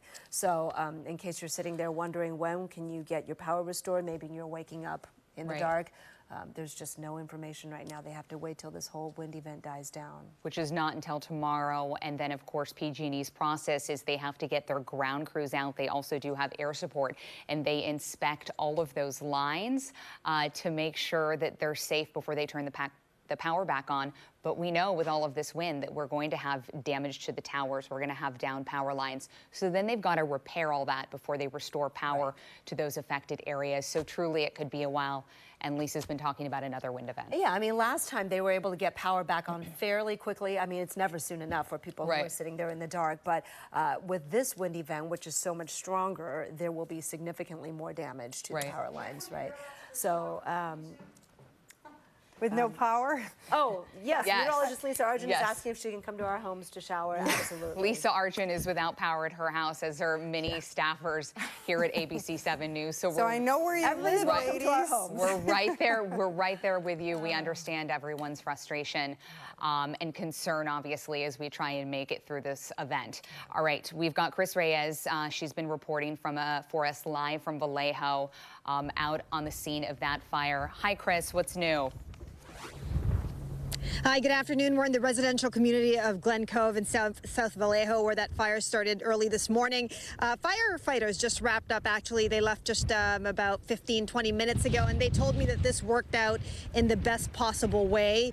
Of course, that wasn't the situation just a few hours ago. You're looking at that charred hill. Early this morning, the fire was traveling so quickly. It went from that hill, and I'm just going to let the camera follow it, went down that hill all the way down this other hill in about 15 to 20 minutes. And the only thing that really saved them is, I'm just going to wait for Edgar to pan back to me. The only thing that saved them is that this path acted like a natural fire break. So this path was already here. And if this path wasn't here, these homes right to my left would have been in danger. And in fact, when we got here about an hour and a half ago, this hill was full of residents and the feeling was very tense. As you can see, it's pretty calm right now and residents have gone back to their homes. I was speaking to some of those residents and they're still ready to go. I mean, that is really the new normal, the resignation, that feeling from a lot of people that I've been talking to, that they're packed. There's nothing more they can do. They've got boxes full of their important belongings sitting by the door. They've got their stuff in the car, and if they have to go, they're ready to do it. And they just have to wait and see. But for now, everything is calm here in Glen Cove. And again, I want to give you a lay of the land because this is not what it looked like even just an hour ago. You can see the Carquinez Bridge is very clear. So when we got here, that was covered in smoke. It's actually shut down, so you see there are no cars going over the bridge. And residents who have lived in this area for a long time told me that that bridge has never been shut down, and it's been shut down twice in just a couple weeks because of the refinery fire that happened a couple weeks ago. So that bridge is shut down, and you see no cars are going over there. Just over the Carquinez Strait is the town of Crockett. The evacuation order has been lifted for that town. So, very happy for those residents who don't have to worry about leaving their homes for now. And again, what we're hearing is that the residents here are so thankful for the firefighters because they were working so hard to make sure that the fire did not go over the hill. They were working with hand tools, with hoses, just putting out spots, hot spots, to make sure that everybody's worst nightmare doesn't happen, which is that these strong winds, which we have been feeling all morning, didn't carry the fire over to this area, the residential part. So for now, here in Glen Cove, very calm, but everybody just ready and prepared to go. All right, Chris, thank you so much. Glad that their situation seems to be improving there. The evacuation order lifted for the Crockett area. However, the situation is rapidly getting worse for the folks living in Windsor by Foothill Regional Park, where the fire is encroaching on them. And we understand from our Laura Anthony out there at the scene that some homes are on fire. Right. So we've been hearing that the area in the Windsor area near Foothill Regional Park is in trouble. And just a few minutes ago, we had Laura Anthony live on TV. She was surrounded by firefighters, first responders. It was very busy around her. And she said that was because she was in the middle of a neighborhood. And as you pointed out, not just homes, but shopping centers. This is an entire community that we're hearing is now at risk because of the flames, which must be relatively close since some homes are on fire. Yeah, and firefighters have been trying so hard overnight to protect Windsor and also Healdsburg, with all their homes and businesses and population centers. And they were doing a great job overnight, really, despite the windy conditions, really keeping the flames out of those areas. Right now, we are working on getting more information for you on Windsor, but in the meantime, we'll take you back to San Francisco just for a quick look, just so you can see how even down here in the flat areas right around the bay, how stiff the winds are. Just looking at that flag, it has been like that all morning. And the whitecaps on the bay are just incredible right now. Yeah, and then I know people who have been driving, particularly across the bridges and on freeways where there's big open spaces, have been saying how they're, white knuckling it. They're holding onto their steering wheels because those cars, especially if you're in a high profile vehicle, really are moving back and forth across the road. Okay, we're going to go back to Soda Rock Winery, which burned down this morning. Cornell Bernard was there with his crew today and shot this video. You can just see piles of rubble, corrugated metal, a few brick walls is all that's left of 150 years of history there. This was sort of the center of the Alexander Valley at one point, and a place that, many people like to enjoy for wine tasting, of course, and events, and, a little piece of history in the wine country before the wine country really was what it is today. This place, Soda Rock Winery, was there, and the folks at the winery did release a statement today. They say that everyone's okay. They say, we've seen the news. We are devastated. We don't have much information, but we will update you as soon as we know anything.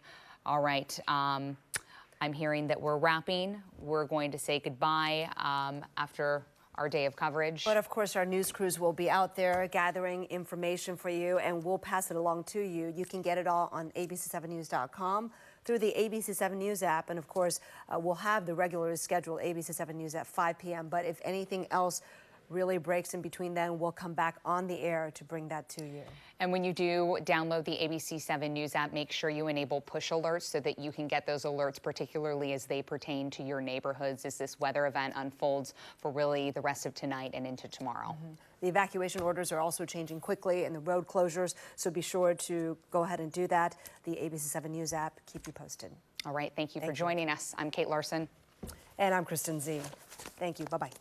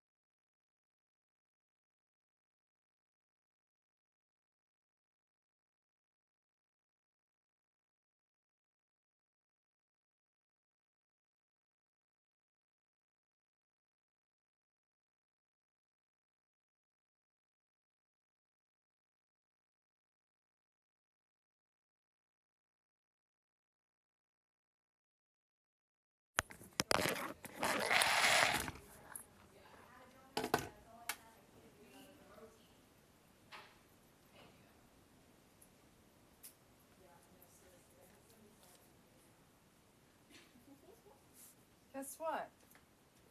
That was so weird. Now I have to do digital. I spoke too soon. What? I want me to do something. I was like leaving. No, thank you. Anything on to you? Yeah, we're all delirious. Where is my lid? Oh, it just went this way. Here it is. The freaking lid. Oh, thank you. That was a long way. Yeah, I know, right? Okay, is that everything? All right. Wait, I need to wipe that up. Where's the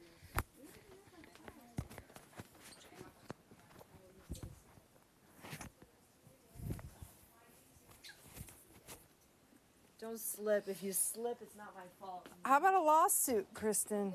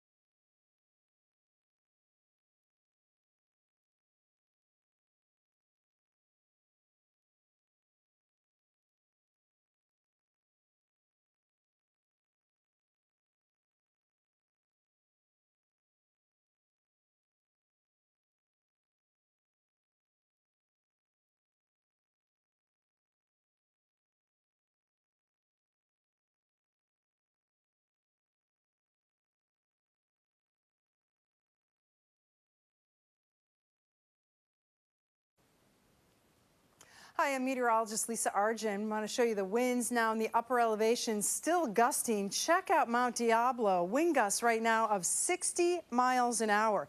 These are the upper elevation winds that continue to gust throughout the afternoon, 40 to 60 miles an hour.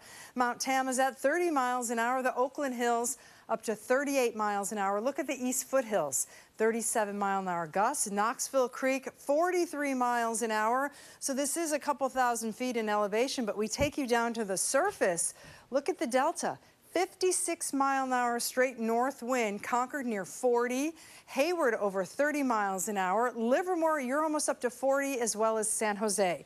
So if you thought the winds were lightening up, no, they're not lightening up, and we're looking at San Francisco, 25-mile-an-hour wind gusts. So very, very windy throughout the day today, with the wind gusts continuing right on through the afternoon. Check out 3 o'clock. The oranges indicate the stronger winds, over 30 miles an hour. They're moving fast, and they are transporting some of that smoke and also drying out the atmosphere coming from the north and east. Here we are, 5 o'clock. There's no change. 7 o'clock, another burst of some strong winds, and as we get through the overnight hours, it will be breezy to gusty, perhaps 30 miles an hour at the coast, and going into 11 o'clock tonight, it is still windy. One of the highest wind observed gusts was at 8 o'clock this morning up in the North Bay, Pine Flat Road at 3,300 feet. The sustained wind was 78 miles an hour. The peak gust, 102 miles an hour. So other wind gusts around the bay. You can see the docks here shaking, where the sea lions are just kind of oblivious, enjoying it, but we're looking at the winds at accelerated 93 miles an hour. That gust in Healdsburg, Mount St. Helena 87, Mount Diablo still very gusty, looking at Petaluma over 50 miles an hour. And they're still windy out there from 40 miles an hour in the East Bay and to Mount Tam. Current relative humidity as we get into the early afternoon at 13% in Oakland, 15% in Concord. Now we get to our driest point by late in the afternoon, so the winds will continue to dry out as we are 2 o'clock. We're at about 12% by the Delta. A little bit better over into the East Bay, but we're not going to recover overnight because the winds continue out of a northeasterly direction. 6 o'clock in the morning, we're at 10% Lake Berryessa. The winds have not shifted. We need an onshore push. We're not going to see that. We're going to see the lighter winds as we get into your Monday afternoon, but they're still going to be light offshore. So temperatures are certainly cooler out there. The winds are blowing here. You can see from our Pier 15 camera all throughout the day, and we'll see numbers much cooler out there. But the smoke, the haze, it's in the atmosphere. A spare the air alert has been issued for tomorrow, and our red flag warning continues until 11 o'clock Monday morning, as well as our high wind warning for the upper elevations and our wind advisory for the rest of the Bay Area. So 20 to 40 mile an hour wind gusts are likely in the lower elevations throughout the day today. So tree branches could be down. We're looking at debris in the roadways, and we're looking at a break late tomorrow into Tuesday. The winds start off lighter, but Tuesday night into Wednesday, we're getting gusty again. After that, we should see more of a break in the wind pattern and a change in the wind direction.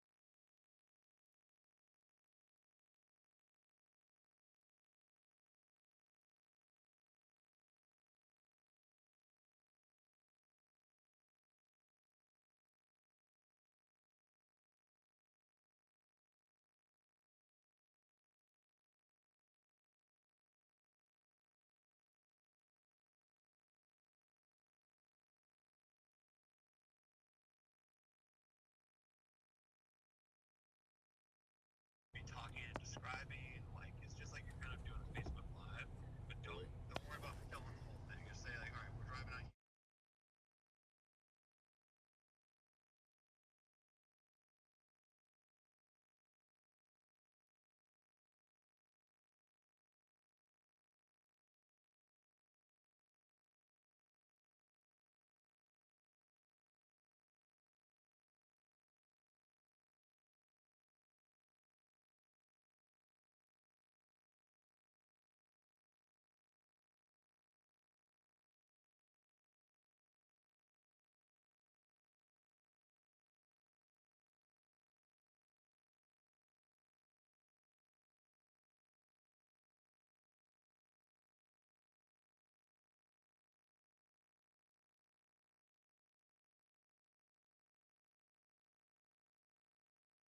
Switching to your source. You are live on our website. Godspeed, God bless. Hi, everybody. This is Laura Anthony. I'm with ABC7 News. We are right inside the neighborhood, which is being evacuated here in Windsor. We are on Arata Lane, and this is quite a scary and frantic scene in here. We're showing you a live picture. I'm driving south on Arata Lane. You can see a lot of emergency vehicles coming in and out. They're going into each of these neighborhoods. I think I want to go left. Foothill. Go ahead. All right. I'm sorry. We're doing this as we go here. We're turning left on Foothill. For those of you familiar with the area, this is Foothill Oak Estates. I'm looking to my right. The houses there are fine, but there's a lot of frantic activity here. We've heard those European sirens that they're using to evacuate neighborhoods. We haven't seen flames. There's a lot of smoke in this area. Homes that are certainly threatened here, and I believe there are actually some that are burning. So now we're on Foothill. We're going east. And we're coming up on some water tenders and the like. Valley Vista Street. We can see a lot of fire crews there. Look up that street. I think we're going to pull over here and try to walk up there. You think we should do that, Randy? Do that. Yeah. All right. We're going to pull over, folks, and get out of the car. We don't want to get in the way with our vehicle. So we're going to go ahead and pull over here. And we're going to head up that street, see what we can see. Picture's gonna get a little shaky here for a minute.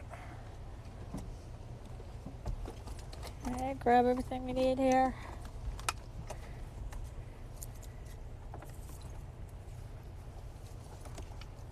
Okay.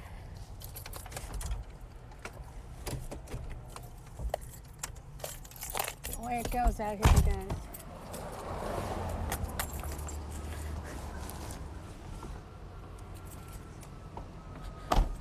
All right, we're gonna head this way.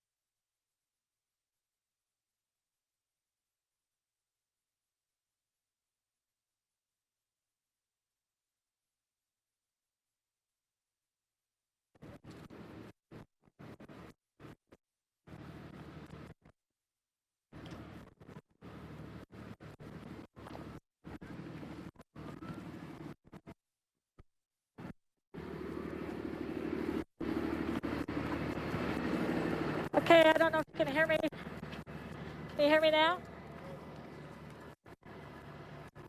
Mark, can you hear me? All right, I'm a little far from Randy, but I'm heading up there now. We had to switch out microphones for those of you listening. We had a battery problem.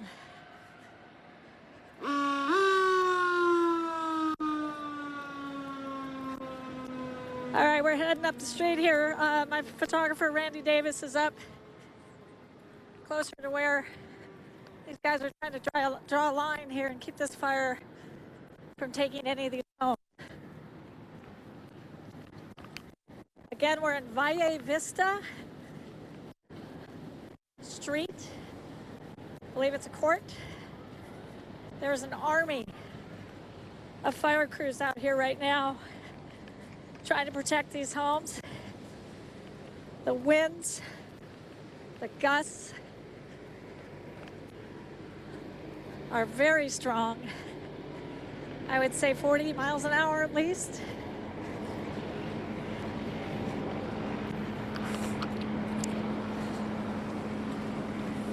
This is Valle Vista Street. I'm now at Miramar.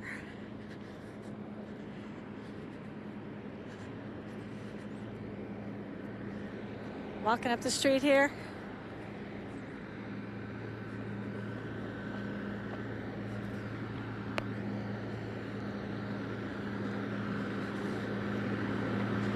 All right, we're at the end of this. It's actually a cul-de-sac. It's called Valle Vista, but it's a cul-de-sac. You can see the fire crews are laying hose line, getting ready to defend these homes if need be. All right, I'm back up here with you.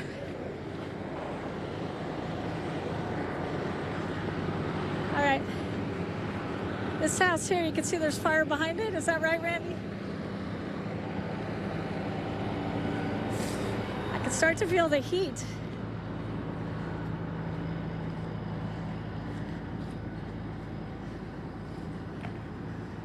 They've got a hose line back here.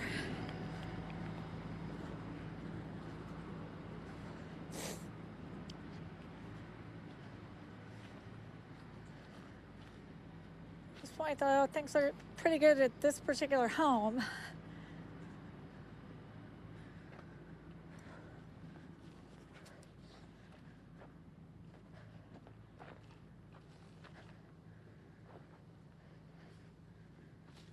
Okay, there's something burning back there right behind this house, but this house is fine. They actually have looks like a sprinkler or something going on back there.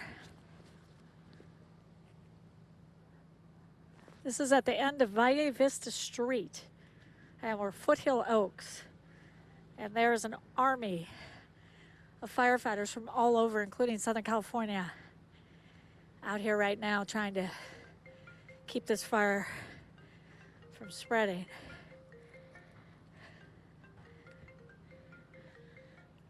All right. Now we're gonna head out here.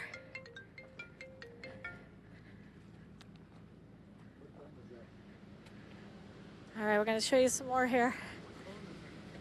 It's your phone. All right. We are back out here. These guys are, each of these homes now looks like they're trying to string hose line to get behind each house and provide some protection as this fire potentially approaches the rear of these homes. This is a Santa Rosa fire, actually, obviously the local fire department.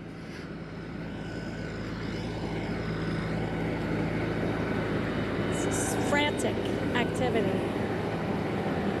Bodega Bay, Sonoma County. They are all here trying to protect these homes. Putting out some hot spots. Randy, I can see they're hosing down some stuff in this house behind us. We walk this way.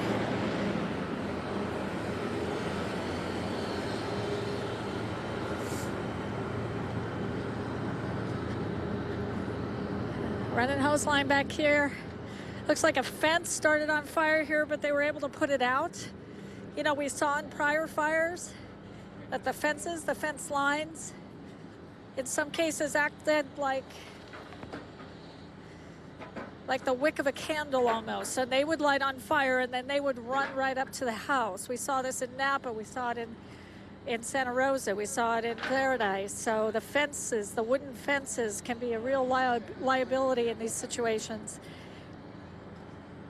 So these guys, if a fence catches on fire, they're trying to get it out right away. And that's what they're doing here. Take it down, get rid of it.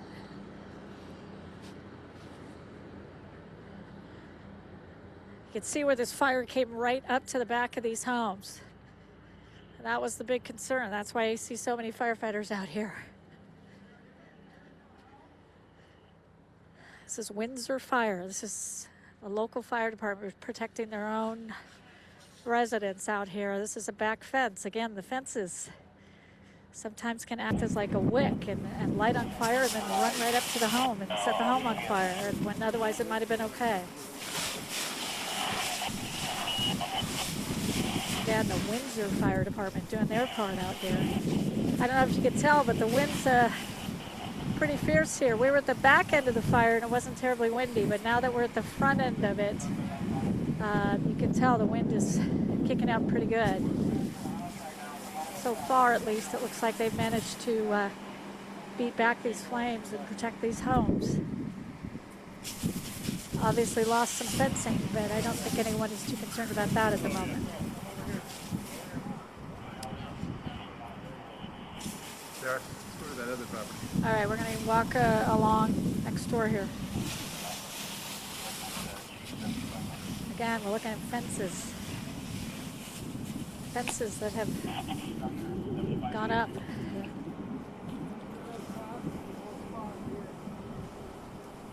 All right, just going from backyard to backyard here. Following Randy Davis, the photographers, we're looking at the backyards here, but the homes are okay. This is Vallejo Vista Street, Windsor, Foothill Oaks subdivision.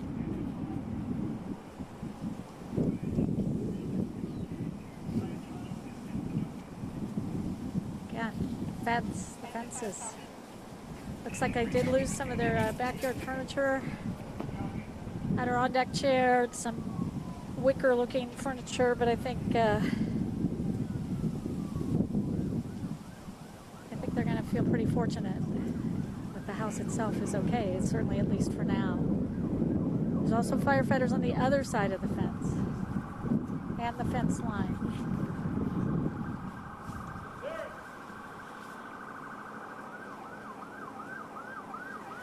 You hear the sirens, the sheriffs.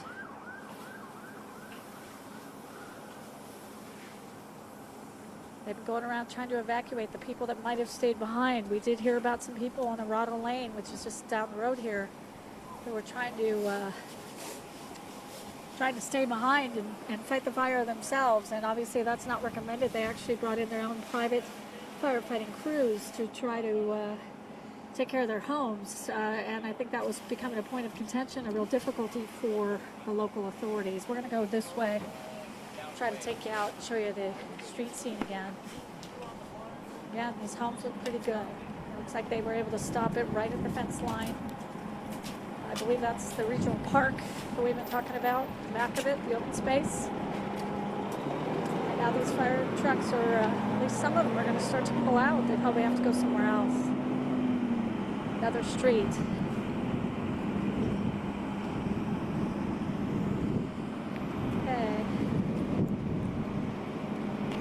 Down Vallejo Vista, you can see on both sides of the street. Things look pretty good. Homes are okay. The fire did come directly up to the back fences of these homes. So this was a close call, at least on this cul-de-sac.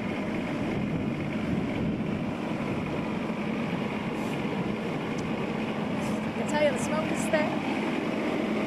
The air is dark. These guys are from Burbank. all the fires in Southern California. They were able to bring some folks up here to help out. Glendale is also here, Southern California.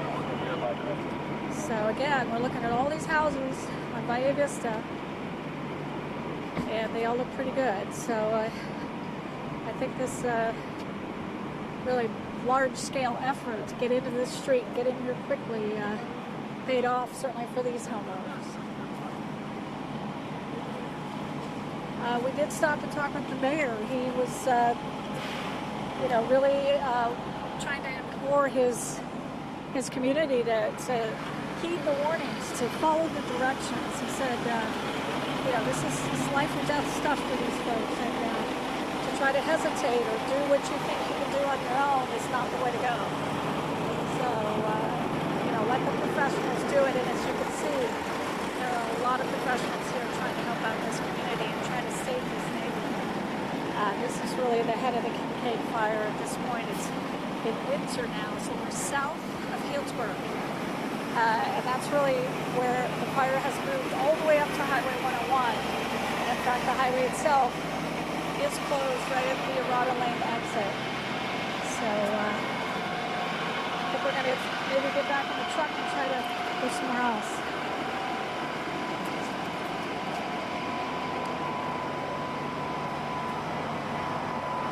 Okay. Pasadena. Okay, now we're getting down to Foothill Drive. Foothill and Valle Vista.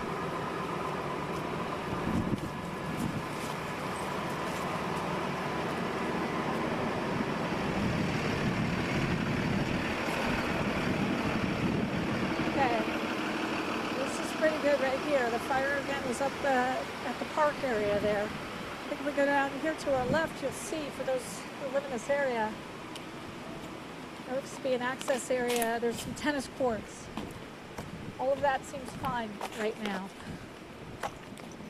So we're going to head back to our truck. We're going to kind of drive down, see what else we can see, where things are happening, and how these guys are trying to save these homes.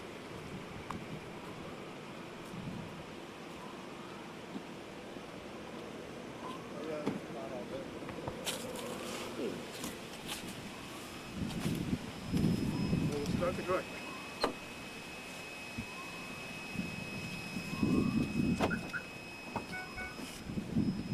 Start the truck, quick. Start it?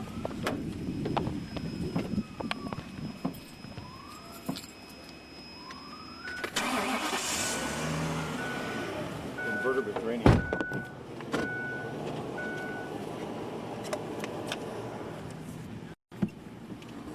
All right, we're back in the truck. Air conditioner on a little bit. Okay, we're going to head out. We're going to continue down Foothill here. Where's that going? Better than Go to my pocket.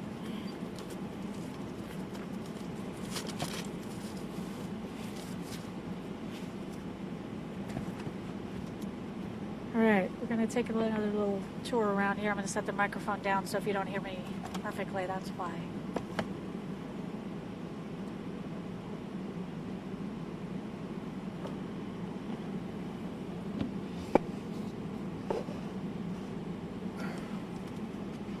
Let me just start moving. Okay. There goes the klaxons.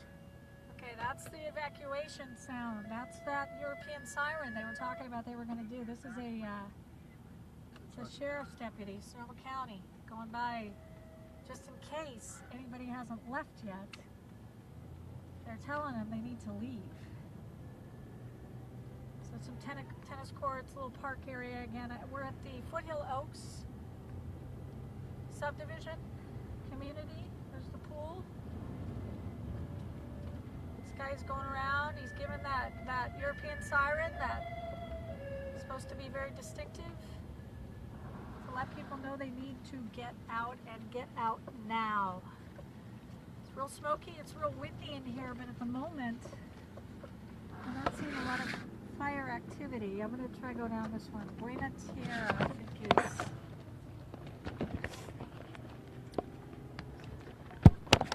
Oh, sorry. All right, this is Buena Tierra. We're headed down this road. Real windy. A lot of people have, well, there's some classic cars.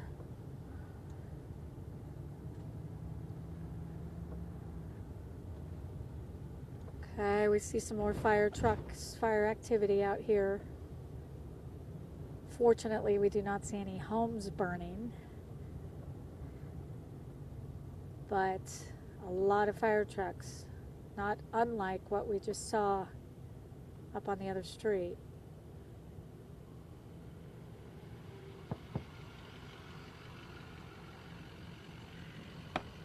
Hi, I'm doing a live stream here. I'm calling you to ask you to come here. It's like crazy. Okay. Like 100 fire trucks. Yeah. Because the fire is supposed to be coming this way. Yeah. We were up on another street, same thing. Every little spark. This is Annie Pong from ABC News. We're live streaming. So tell us, what are you seeing? Just talk to me. No one can see you.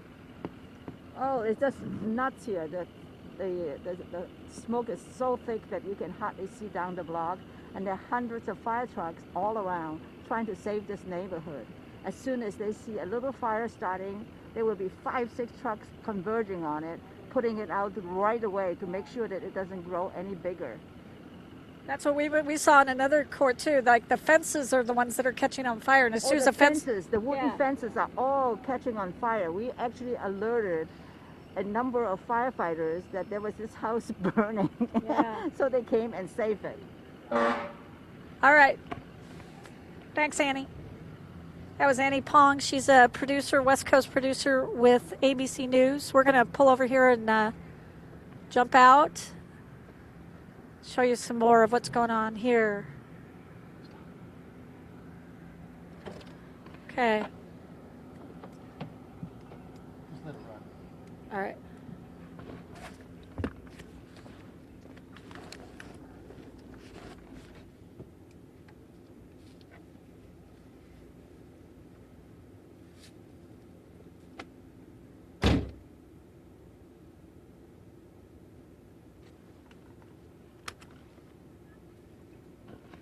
All right, now we're going to get out of the street here. This is Buena Tierra. We're in the same neighborhood, just a different side, other side of the tennis courts from where we were.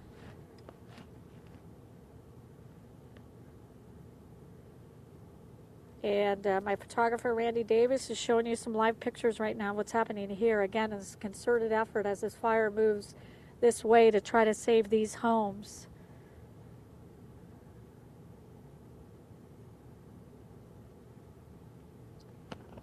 Anytime a fence line starts to burn, anytime any ember starts to burn,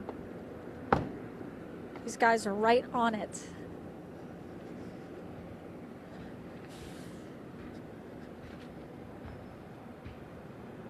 All right, like they're putting a ladder up. Maybe the roof started, or there was something burning here at this home.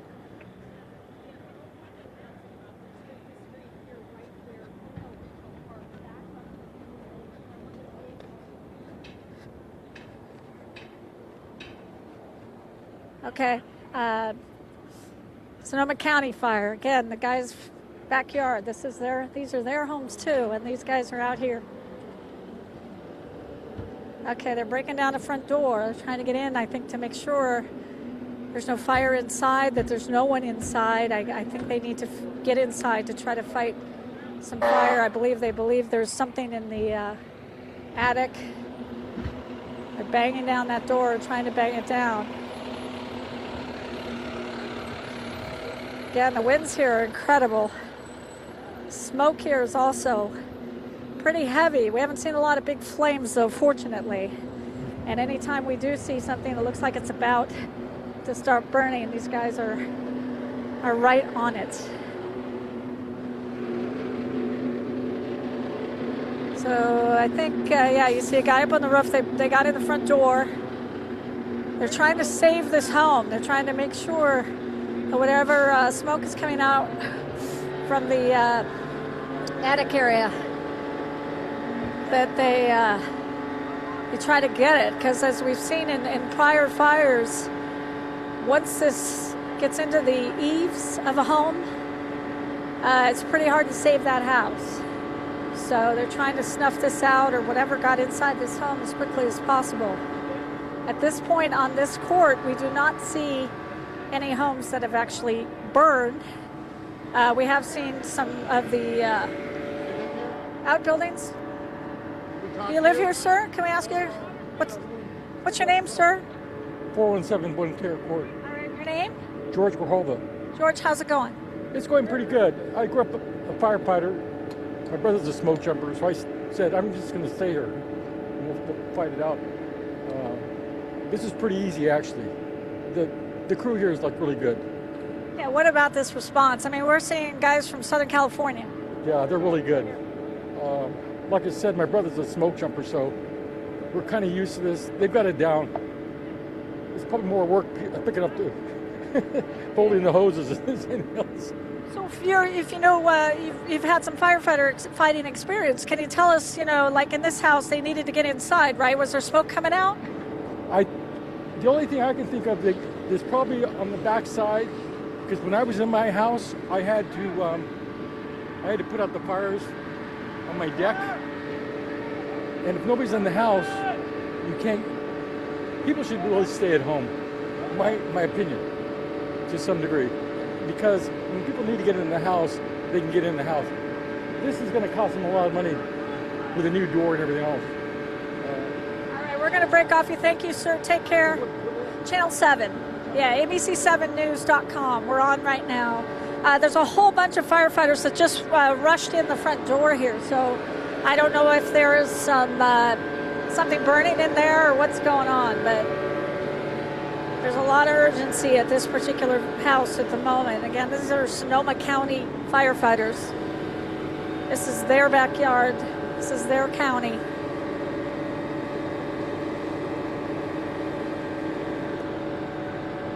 And they are doing everything they can to save their neighbors' homes. See quite a bit of urgency as it relates to this particular home. So I'm guessing, I don't know, I haven't seen any smoke come out. Well, actually you can see smoke coming out of the top there a little bit up in the attic. So they must know that there's some flame in there and try to put it out. As we can see here, they've managed to save dozens and dozens of homes, even as the back fences were catching on fire.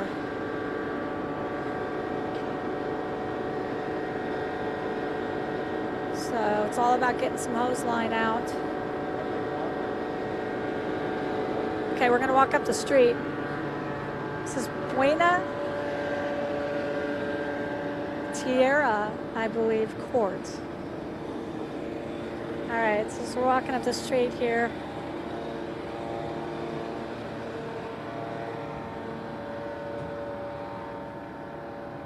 Got more. Santa Rosa Fire. Looks like the activity, at least up at the end here, has kind of curtailed, or they must feel like they've got a handle on it up here, right? Yeah. All right, maybe we'll go back the other way here. Yeah, you can see where they put out quite a bit of water.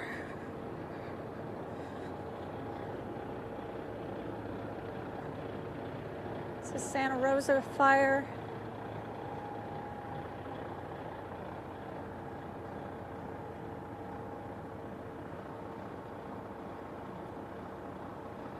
Again, looks like they're pulling up the hose up there, so hopefully that's a good sign that they've got this, at least up here, they've got it pretty well under control. It looks like they're able to pull water from the fire hydrants.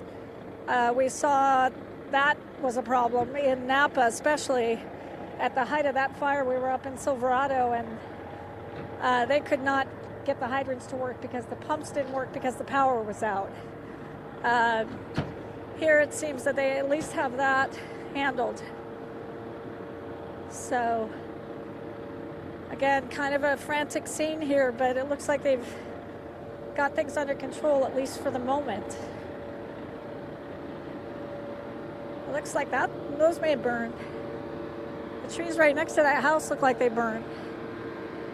So that was probably a pretty close call there. So this is kind of where the action is right now.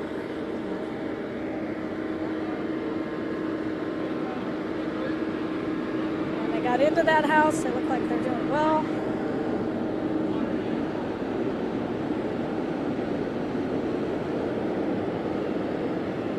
Got the Governor's Office of Emergency Services here, fire rescue. It's from Turlock. So throwing everything and anything at this fire. Huntington Beach, Southern California. How's it going? I'm doing all right. How are you guys? How are you? Good. Good luck. We run into other news crews, of course, out here. Everybody's doing the job. All right. I think we're going to get back in, maybe drive. All right.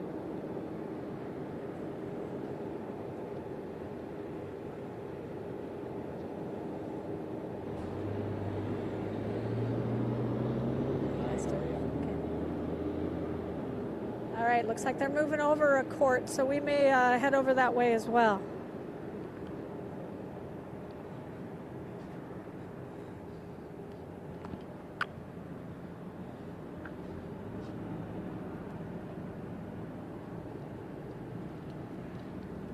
All right, I'm gonna jump back in the vehicle.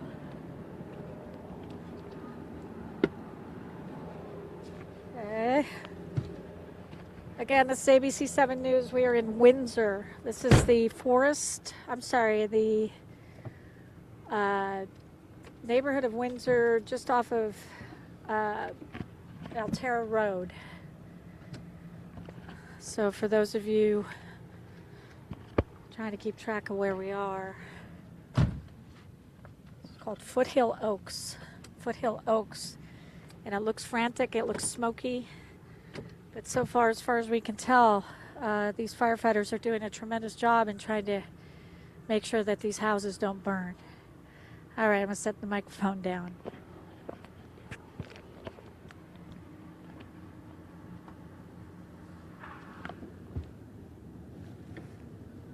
right, we're gonna turn around, go back the other way. Well, it's got a few turns here.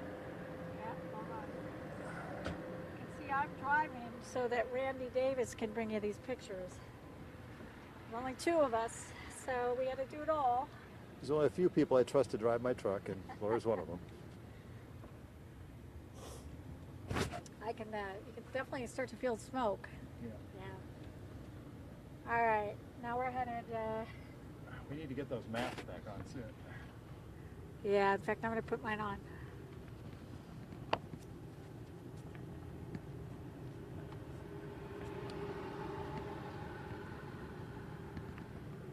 Okay, I'm a little bit muffled now, but hopefully you can hear me okay. Yeah, I got you. All right.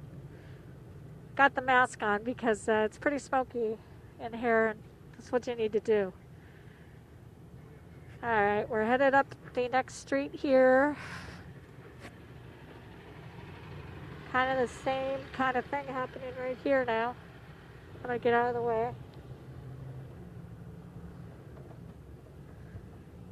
Go up here, we'll take a look up the street here, see what we got.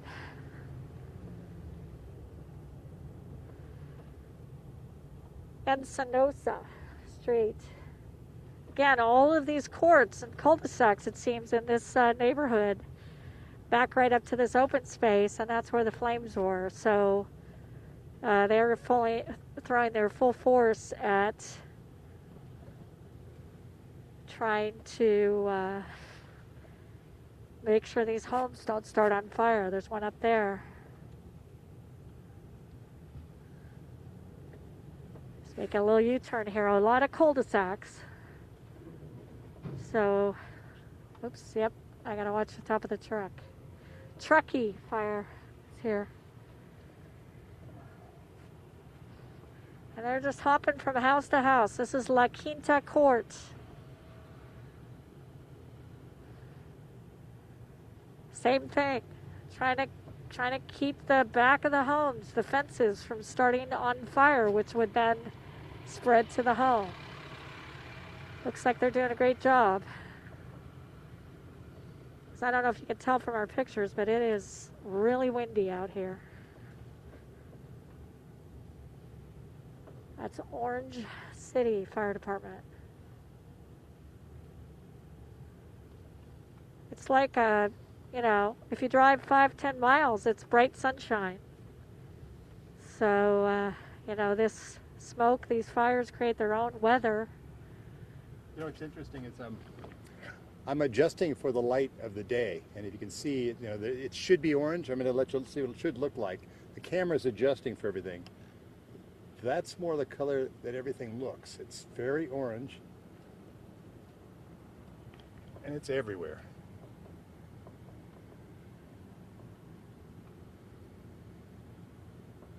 Here, I'll give you an idea what, see how orange everything looks here?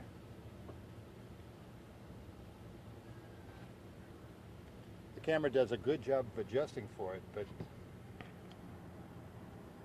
your eye sees it and you breathe it in.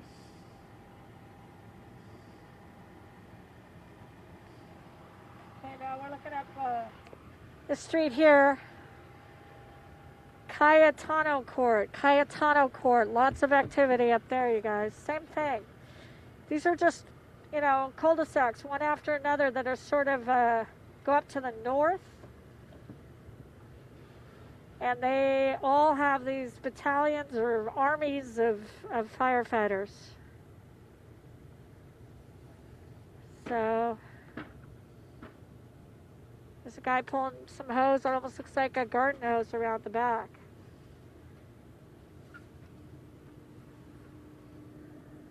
I'm going to pull over again for a sec. Is this where we were before? Yeah. I was going to...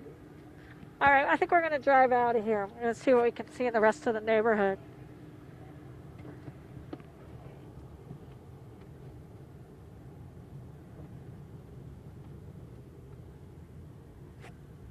All right, so we're going to drive out of this particular area. If I sound a little bit muffled, it's because I've got the mask on. It's pretty smoky in here. Just for health reasons, you need to wear these masks. This is kind of an interesting scene. There's a couple of classic cars there. I don't know if they were planning to have some kind of a classic car show maybe today, or... I think they're just keeping them safe. Oh, I'm sorry. Yeah, they probably just pulled... I'm sorry, that's right. They probably just pulled them out.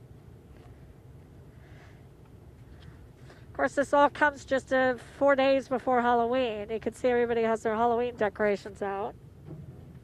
Oops. All right, let's see. Foothill Drive. Looks like there's some more activity this way, so I'm going to take a left here.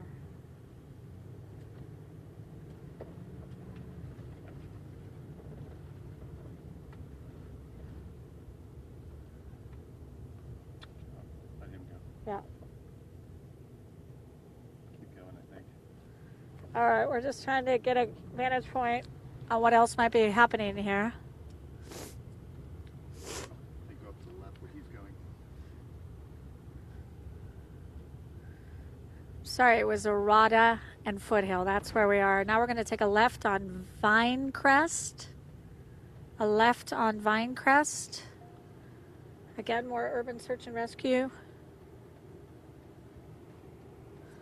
This is all in Windsor. This is where really a lot of the focus has gone, here to Windsor. So a left on Vinecrest. We're heading up Vinecrest. This is Vintage Hills is another one of the communities here. Looks like everything is fine there. Vintage Hills looks to be on the opposite side of the street from where the fire is, to my left, to our left.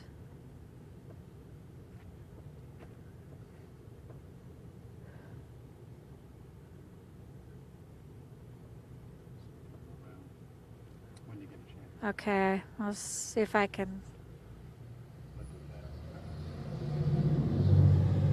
Okay, again, now the fire trucks are kind of going up this way. Just see if you're clear. Look out there, don't just go. All right. He's trying to give you a look. All right, so there's some heavy equipment, some Cal Fire dozers. They're just as much part of this as fire trucks in a lot of cases. I mean, I got a fire truck behind me. I'm going to pull over.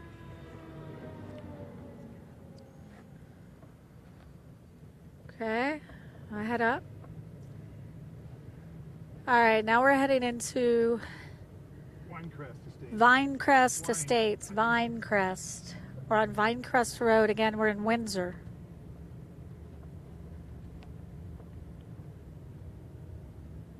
Again, a concerted effort here to try to make sure these homes don't fall in the fire.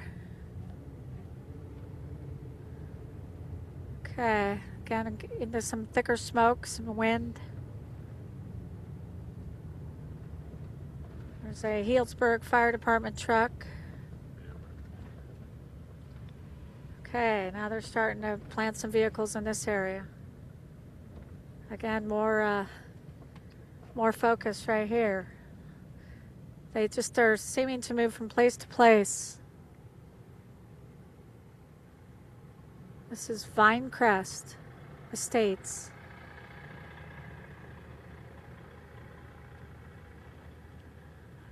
We'll get out, walk a little bit. Or can you pass them and go up? I could try.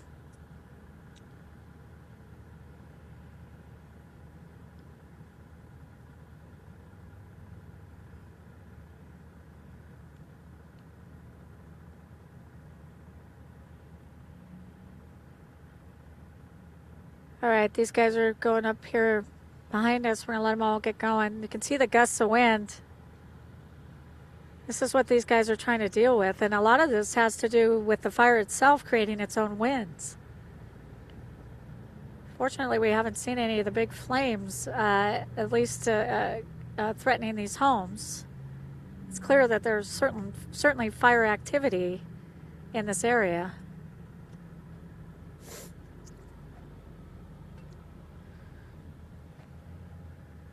Okay, Santa Rosa Fire Department got a little bit of a log jam here, so we're just going to stay off to the side for the moment.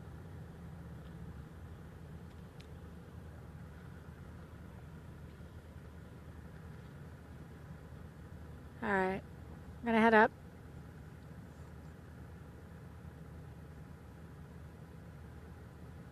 I think we're going to stay right here. It looks like it's kind of jammed up, and I don't want to get in the middle of it. Want to walk up there?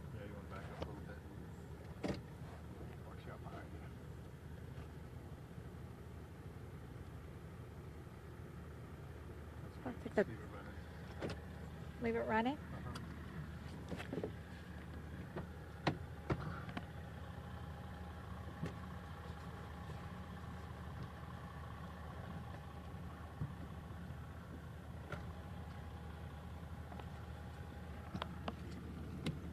All right, we're going to get out and try to see what's going on up here a little bit. I'm going to put my mask on. I'm going to put mine on just a second.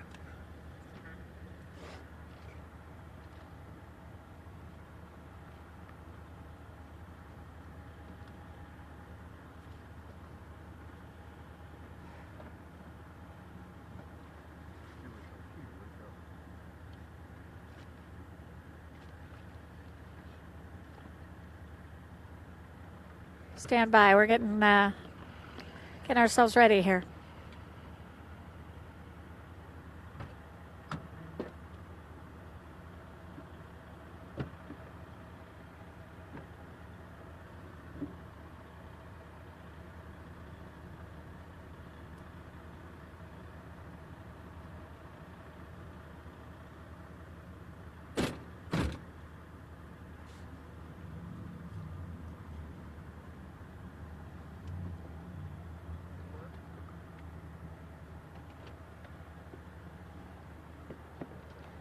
All right, we're going to try to show you what we got here.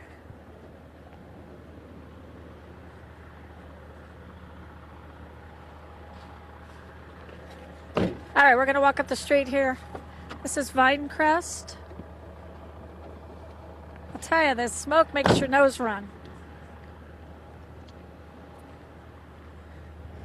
Okay, we're heading up the street here. The winds here are really bad.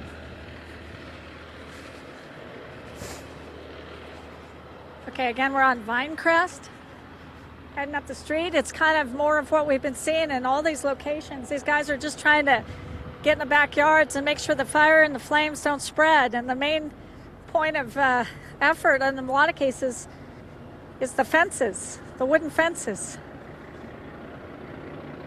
They've also occasionally turned on their evacuation sirens. They're just trying to make sure people, if anybody's actually stayed behind, that they need to get out of here. Putting the mask on.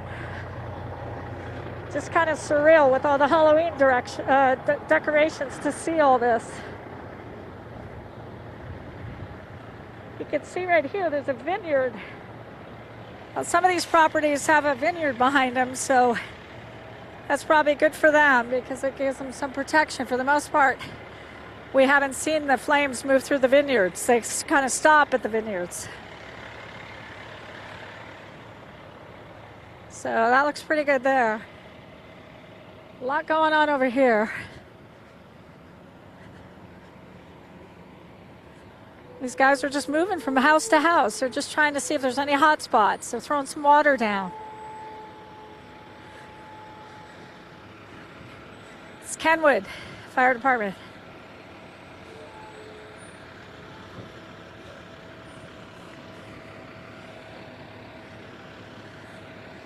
All right, if we look down the street there, I think we're still on Vinecrest. So hopefully we're still on the right street. It takes a big left turn here. So anywhere that these homes abut to the open space, which was on fire, these guys are doing and gals are doing their structure protection.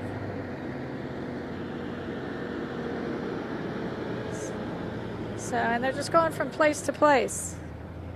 Wherever the fire is, that's where they're going.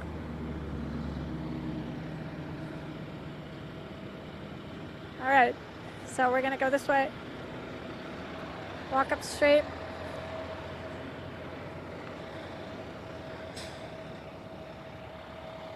All right. How you guys doing? Are you a PIO? I am. I'm Laura Anthony with Channel 7. Dawn. Randy Davis. We're actually live on the web. Okay. So what can you tell us about what you guys are doing? Right now, the wind continue to be a challenge for us. We're prepping this area right now for structure defense in the event that the fire does make a run with a wind-driven event towards this subdivision. Can you orient us a little bit? There's a park over here, right? Correct. Foothill Park is actually right up the road here. They do have a firing operation going on up there. They're laying fire down on the ground to eliminate some of the fuel between this subdivision and the main fire that'll slow it down or keep it in check and keep it away from the homes. And we've been to a couple of these cul-de-sacs where the homes butt up against the open space, which is where the fire is. We've seen this in other fires where the wooden fence lights on fire and almost acts like a wick on a candle and just runs it right up to the house. Absolutely. This is a classic urban interface fire where the subdivisions and the houses have been built into the wildland area. It's a fire that we encounter here in California on a pretty frequent basis. As you can see, we've got a lot of resources deployed here in the neighborhood. They're prepping the structures, they're triaging the structures, making them defendable. So if the fire does arrive in this area, that they can make a stand and potentially stop the fire from destroying the houses. And when you say prepping the structures, are they actually tearing down fences if they need to? If that's necessary, they will. Primarily what they're doing is they're trying to remove all the combustibles away from the structure. If there's propane tanks, we'll turn the propane tanks on. If there's patio furniture or anything up against the structures, we'll move that away from the structures. They'll actually, if they can, they'll enter into the structure. They'll make sure that all the windows and doors are closed. They'll pull the curtains closed and everything and just make the interior of the house more defendable as well. In one case down the road, we actually saw the crews, ramming the front door, trying to get into a home. I think I saw what looked like smoke coming out from the attic area. So they would be doing that to get inside to fight the fire, right? Absolutely. That would be no different than a standard structure fire on a normal day, where our crews would force entry into the structure in order to make entry, in order to attack the fire. For folks who had to leave this area in a hurry, and I'm sure they're frightened and they're watching this, what would you tell them? Well, right now, this is the #1 priority fire in the state. We ordered an additional 200 engines to the fire yesterday. Those resources continue to come in through the night. As soon as those resources get here, they're being deployed onto the line to make a good defensive stand in these neighborhoods. Earlier, we were up in Healdsburg where the fire had moved through, or a flank of the fire had moved through. The skies were blue, the winds were relatively calm. At this point, we're on the other side of it, right? And it's creating its own wind? It could be driven by the fire. It also could be the wind event itself. Last night we were out on the Highway 128 corridor, and on the southern end of the fire we were getting 40 to 50 mile an hour winds. Traveled 5 miles up the road to the northern part of the fire, and it was calm as could be. So some of the winds are generated by the weather event. Some of the winds are generated by the fire behavior. Well, part of that, I would try to let people know who might be watching or at their home in the Bay Area, and it's not windy. They need to come, they don't need to come and see this, but this is where the issues are. Well, what they need to do is, just like any other place right now, we push the message that you need to be ready, set, go. We want to make sure that before the fire gets there, folks have the things that they need to get out of their house ready, that they're packed, that their vehicles are backed into their driveways, and that when law enforcement comes through and issues that evacuation order, that they heed that warning. Displacing people from their homes is one of the last things that we want to do, but we do it for not only for their safety, but the safety of our firefighters. If our firefighters don't have to worry about rescuing people or removing them from entrapped situations in residences, we can concentrate on what we're here to do today, and that's fight the fire. And any idea, do things look better or worse in, say, the next 12, 24 hours? You know, the wind event, the red flag and the wind event is forecast through tomorrow afternoon. A lot of this fire has been weather and wind driven. We have seen some topography driven runs, but for the most part, it's the wind and the weather that's giving us fits right now. All right, sir. Thank you very much for your time. Stay safe. And we've been trying to show people what you guys are doing in this tremendous effort to save these homes. Thank you very much.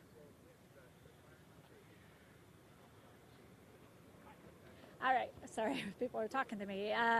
In any case, we are here. I believe we're still on Vine Ridge.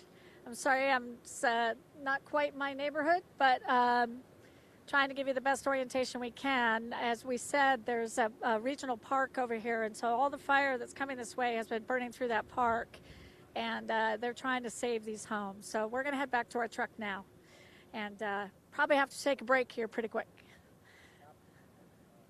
Oh, there's a car coming. So everywhere we turn here, we've got some vehicles and some emergency vehicles and people trying to do what they can do out here. Okay.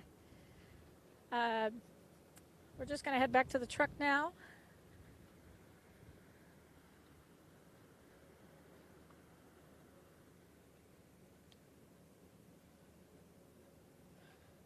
I'll check my phone here.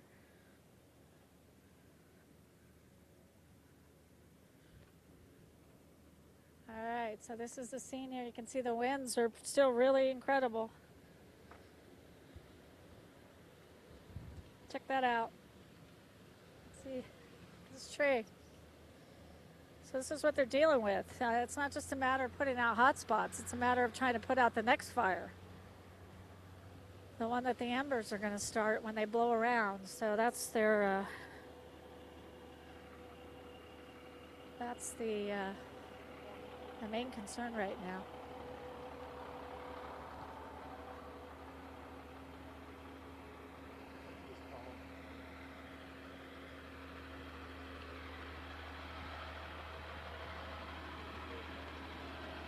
For us to take care of a few things, I'm going to stroll down the street a little bit here. See if there's anything going on.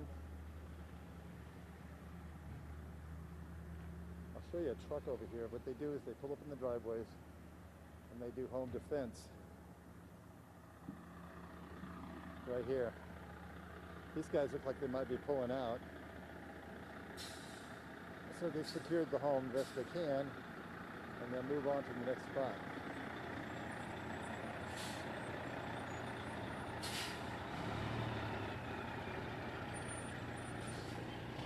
What's so odd about this. If you can see all the smoke, you know there's a lot of fire burning somewhere, but it's hard to tell where it's coming from. I mean, there's smoke everywhere. There's a lot of wind, formula for fire, but you can't see the fire. It's hard to get to. I mean, it just shows up in people's backyards, and they put it out the best they can and move on, and it continues.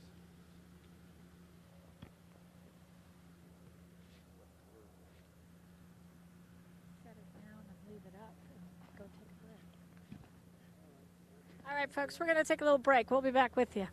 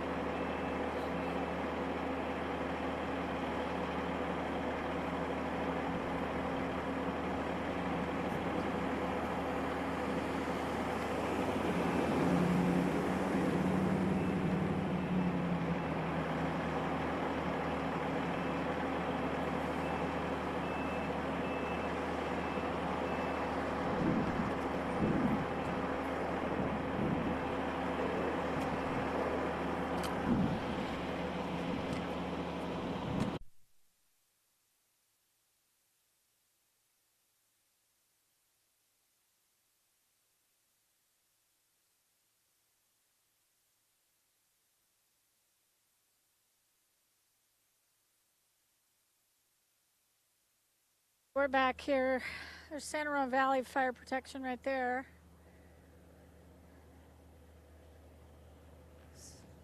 So again, this is Vine Crest area.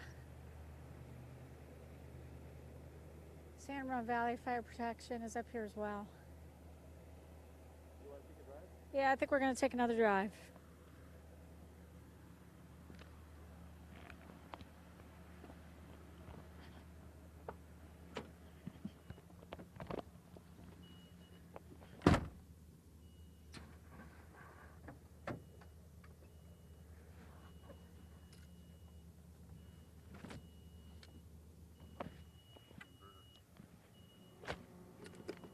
Okay, we're just getting situated back in the car.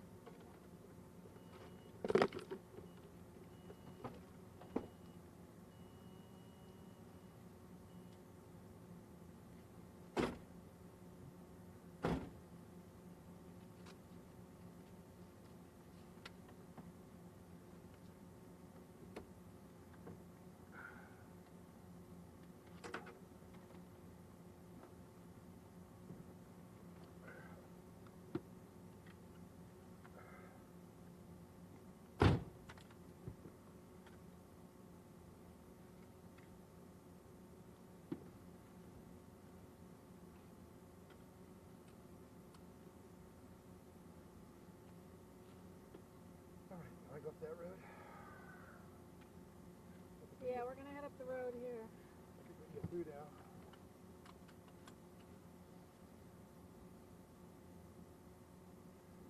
All right.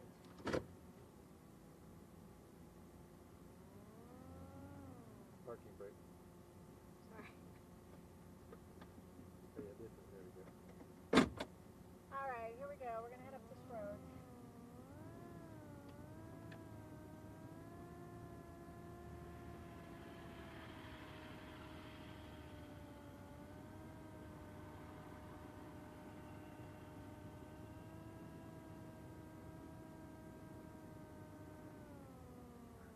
We're stopping to talk to one of our crews here. We're actually on live stream on ABC7news.com. This is one of our crews. Hi, Max. What's This is going Max. on? Okay. Wayne Freeman. There's Wayne Freeman up there. While we're wandering around doing this, he's gathering the news. Let's ask Wayne what he thinks of this. I thought it'd take a few minutes. Yeah, that'll keep some time here. Hey, Wayne. So, Wayne, what's your opinion? Here you go. What's Take the my mic. opinion? Yeah, we're on the What's going on? Well, the most interesting, maybe the most telling question of the day was back where we all rendezvoused last. They were about to do a backfiring, and they did. It's in a regional park not far from here. Inmate camera crews, inmate fire crews, inmate camera crews. That's the way we feel today. Getting a little tired? They came in and they fired the whole area up, and it was very far to the back edge of this neighborhood as we walk along. But as we're going here, and now you know why they call it Vine Crest, by the way. You can see the vines and the vineyards right over the mountain over there.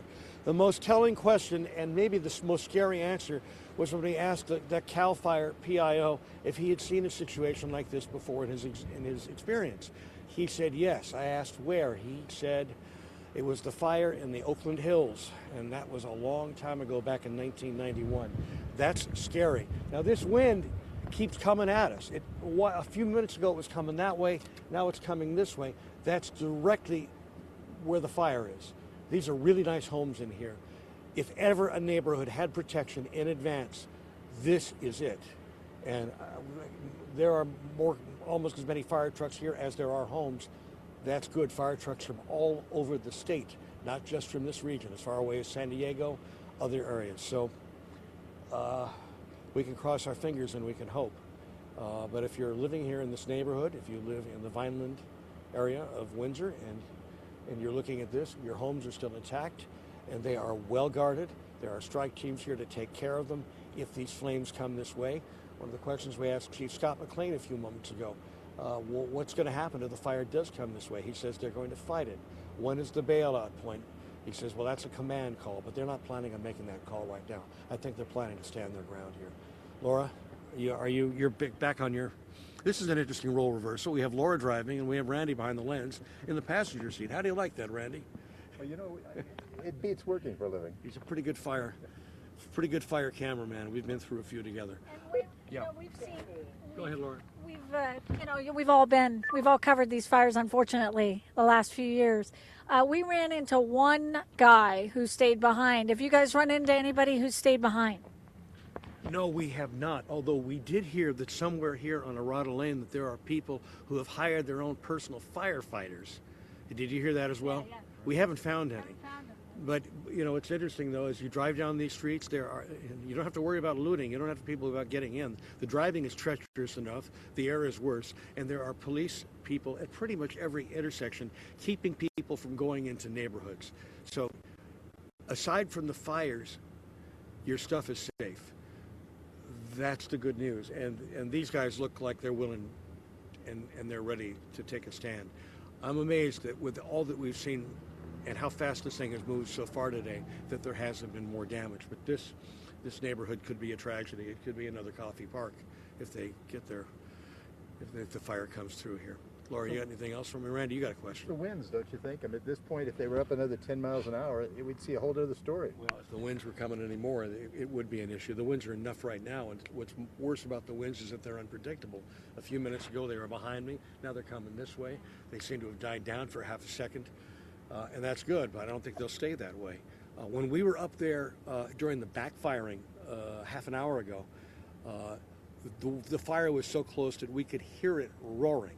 It was a force of nature, and it was just moving up behind the backs of these homes, and they were getting rid of some of the vegetation between there and here to try to keep that fire away. Let's hope that they did that. And people always, again, we've covered these events, unfortunately, over and over, and it's becoming the new normal for us as well.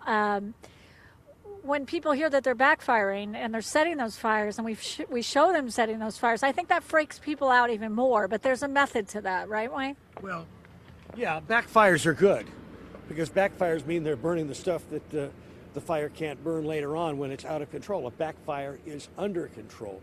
But in a neighborhood like this, it also tends to be a move of last resort. It's a protective move.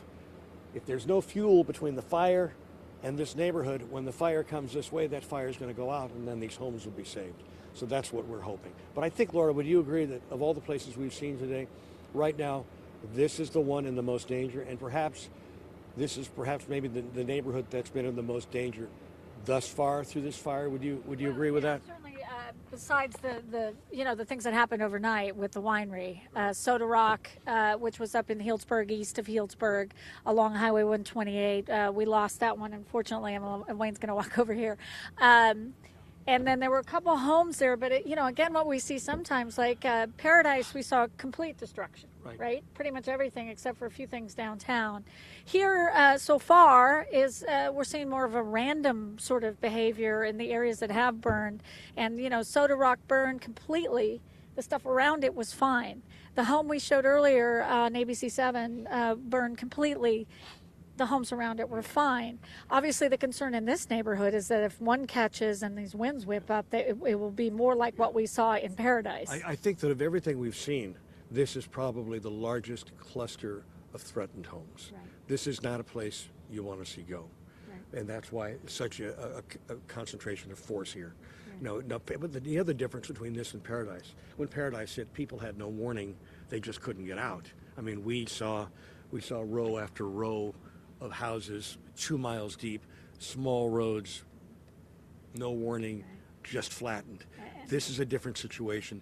At least these people have been warned. They've mostly heeded those warnings. They've gotten out, and they've left it to the people who know what to do in a situation like this, which is the firefighters. Right, and yeah, Paradise, I know Randy and I were driving into Paradise as people were frantically driving out, and there was really maybe only 2-3 ways out in Paradise, and they were narrow roads, and here at least we're close to Highway 101. People had a lot more warning, obviously lessons learned from Paradise and from Napa, and I'm sure they'll learn some things from this one. Well, we don't want to have to learn anything. The wind's buffeting again. Yeah. It's the visibility is what has surprised me. Yeah. I mean, you can barely see 200 yards in this stuff. Lack of it, right? No, I mean, you can barely see those treetops up above the van over there. And it's made traffic dangerous. It's made, you don't have traffic signals. You have people driving around and for the most part, they're doing a pretty good job of staying sane and not doing anything crazy. But if this fire starts coming this way, it could all change again. Yeah. All right. Opportunity here.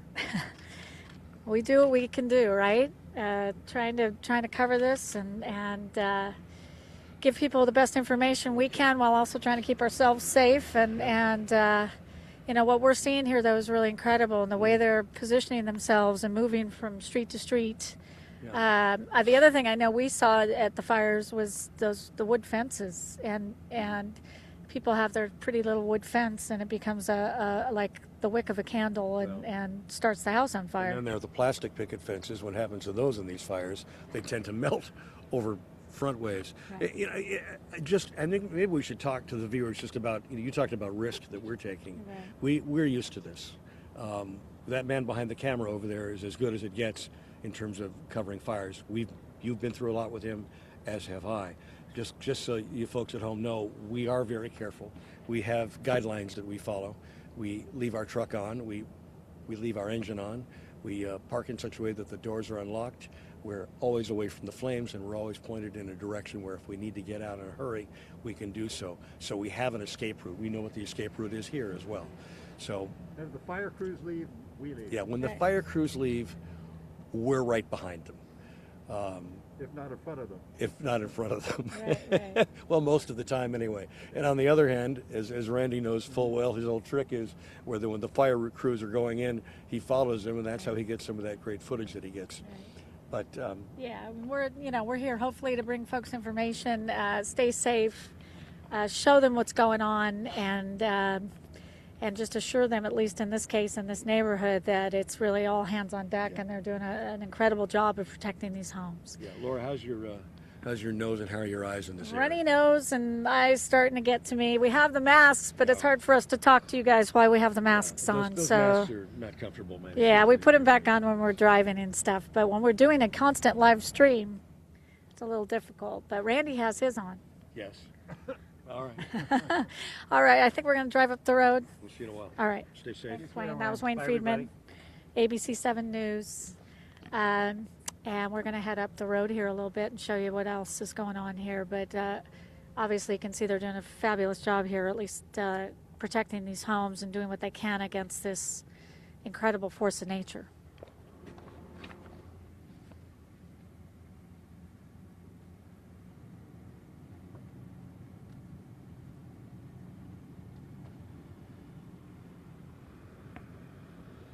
Really, the fact that you see so many fire crews here in front of the fire is a good sign, because if these winds were higher and more determined, they'd get out of the way. We've been to many fires, and Paradise and others, that the firefighters, if the winds get too high, they have to leave. They can't stay there. They have to get away from it. The front of the fire gets too fast, too hot, and they move away.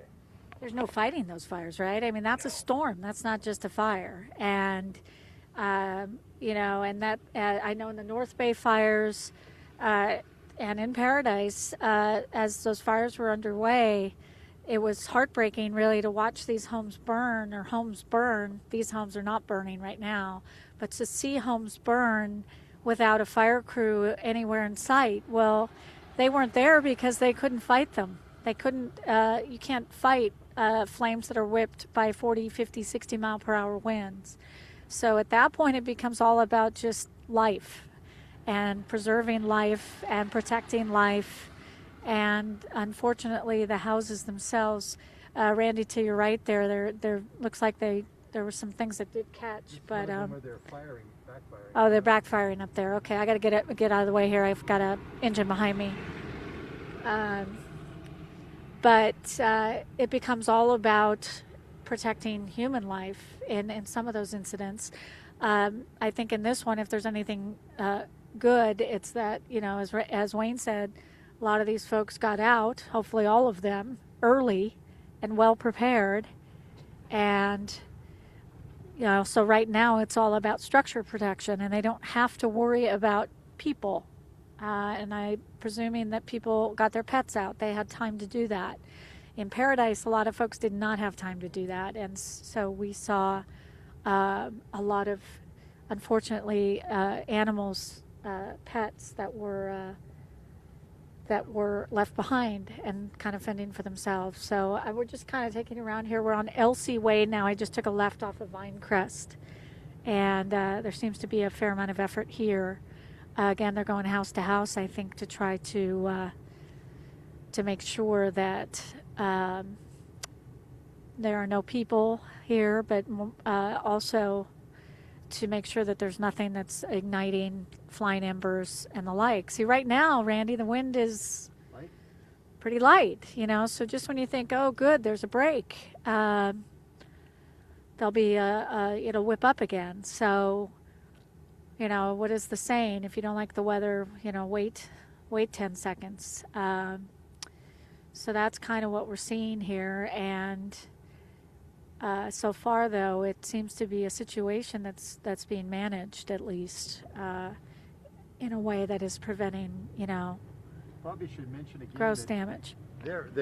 We really haven't seen any real damage to homes here. We've seen fences, we've seen the lawn furniture, we've seen gazebos, but so far we haven't seen major damage to homes in this area. We've run across them in other places today, but we have not seen them here. This is a very nice community, and they're obviously doing what they can and making a stand. And like the CAL FIRE spokesman we talked to told us, when they go into these backyards, and we've seen this, it looks kind of sloppy in the back, and I'm sure these are people that have very neat yards and take care of their furniture and all of that. But what they're doing is they're pulling anything that could ignite and then light the house on fire away from the house. So you'll see lawn furniture, and you'll see people's toys and barbecues and anything that might have propane that's been pulled away kind of haphazardly from the structure. I'm sure people will understand when they return home that was done to save their home, and that those things can either be replaced or returned to their location. But you know, their home and what's in it is a lot more difficult to replace. So again, we're in the Vinecrest neighborhood of Windsor.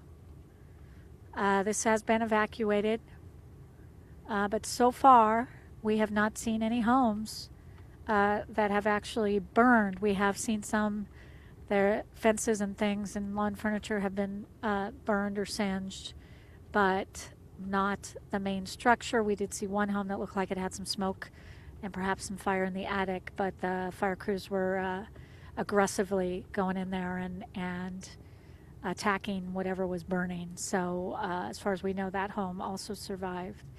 Every so often you see a few more than normal firefighters at a particular location, and I guess, you know, they're just checking out what might be there, you know, if they've seen some smoke and the like.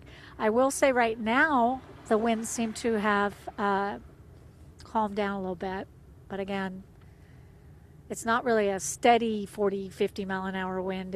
We're talking about gusts, and unfortunately gusts can do a fair amount of damage on their own. All right, we're going to take a left here on Vinecrest Circle. Right. I'm sorry, a right. I'm left-handed, so I get that mixed up sometime. I think we just came down the street, and now we're just going back up it. This is Vinecrest Circle off of Vinecrest Road. I think I'm going to make a little U-turn here.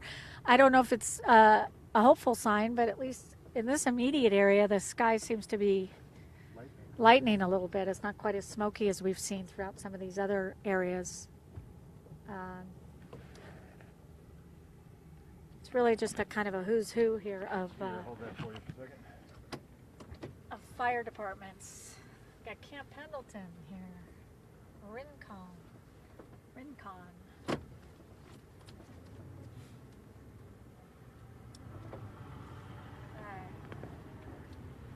And we'll go back up here to Vinecrest Road. We'll go down. We'll take a right here, an actual right. Got to keep your sense of humor during these times or you'll kind of lose it. we are going to wait for these emergency vehicles to go by. It's Cal Fire, and then Santa Rosa Police. And like Wayne said, you know, besides all the firefighters here, there's a heavy police presence, Sheriff's Department, City Police, trying to make sure there are no folks here trying to do anything to these homes, and that the main objective remains fighting the fire and keeping the fire away from the homes. Okay, we're back going back down Vinecrest. On my left is Vintage Hills. That looks fine. Vintage Hills looks like a community subdivision.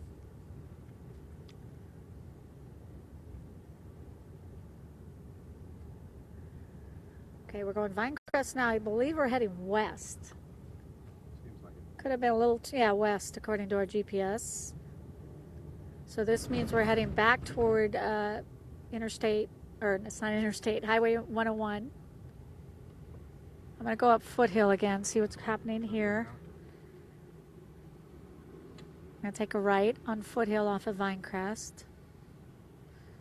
And I believe this will take us back over toward Arata, which is where we started. Earlier we were on the other side of Arata, right near San Leandro Police there. Again, patrolling, making sure that things are safe besides the firefighting effort that's going on here.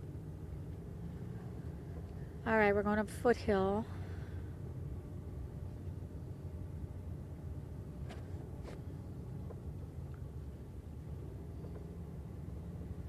Foothill, Buena Tierra. Again, Buena Tierra was the scene of a lot of activity maybe an hour ago, right, Randy? Yeah, I think it was. And they look like they got that handled. So now it's kind of quiet on this side. And the color's changing too. Look at the Colors sky. changing, meaning it's lightning, which is good. Which means the active fire at least seems to have moved past or beyond this area. But we still have all this wind, so that's obviously the ongoing concern. And then what happens at nightfall when things become even that much more difficult? Here's Valle Vista. We were here earlier. There's still some fire trucks up there. Only one or two. And then we've got a contingent ahead of us. Yeah, I assume it's some kind of strike team, right? We've seen a number of strike teams. You'll see, you know, a combination of rigs, fire engines, water tenders, all of that, kind of all clustered together from various agencies, and they usually make up a single strike team. Here's a couple of water tenders. Those are private companies. And then this is the Southern California group we saw earlier. You've got Pasadena, Glendale, and I believe the city of Orange, Burbank. So these guys all came up together all at once to try to help us out up here. Hembry. So we're going to go right on Hembry Lane off of Foothill. I would say things are considerably calmer than they were when we arrived here, certainly.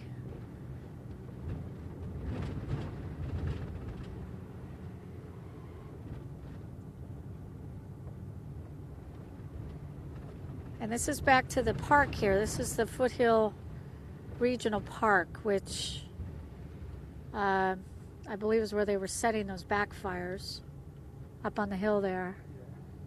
And they were doing that intentionally to try to create, well, basically burn things at their control as opposed to letting the fire do it out of control. And they want to make sure that they're controlling what's happening as much as they can. Davida Court. Now we're on Arata Lane. And again, this is the street where we thought we had some information that there were some homeowners that decided to stay on their own and hire their own fire crews, although we haven't seen that yet. All right. I think we're going to give you one more look down here to the end of Arata, and then we're going to sign off for now, kind of regroup ourselves and try to gather some more information and some more pictures for you guys, and we'll have that all a little bit later on ABC7news.com, as well as ABC7 News, Channel 7, for those of you who still get television reception. I'm Laura Anthony with Randy Davis for ABC7 News. We're signing off for now from Windsor.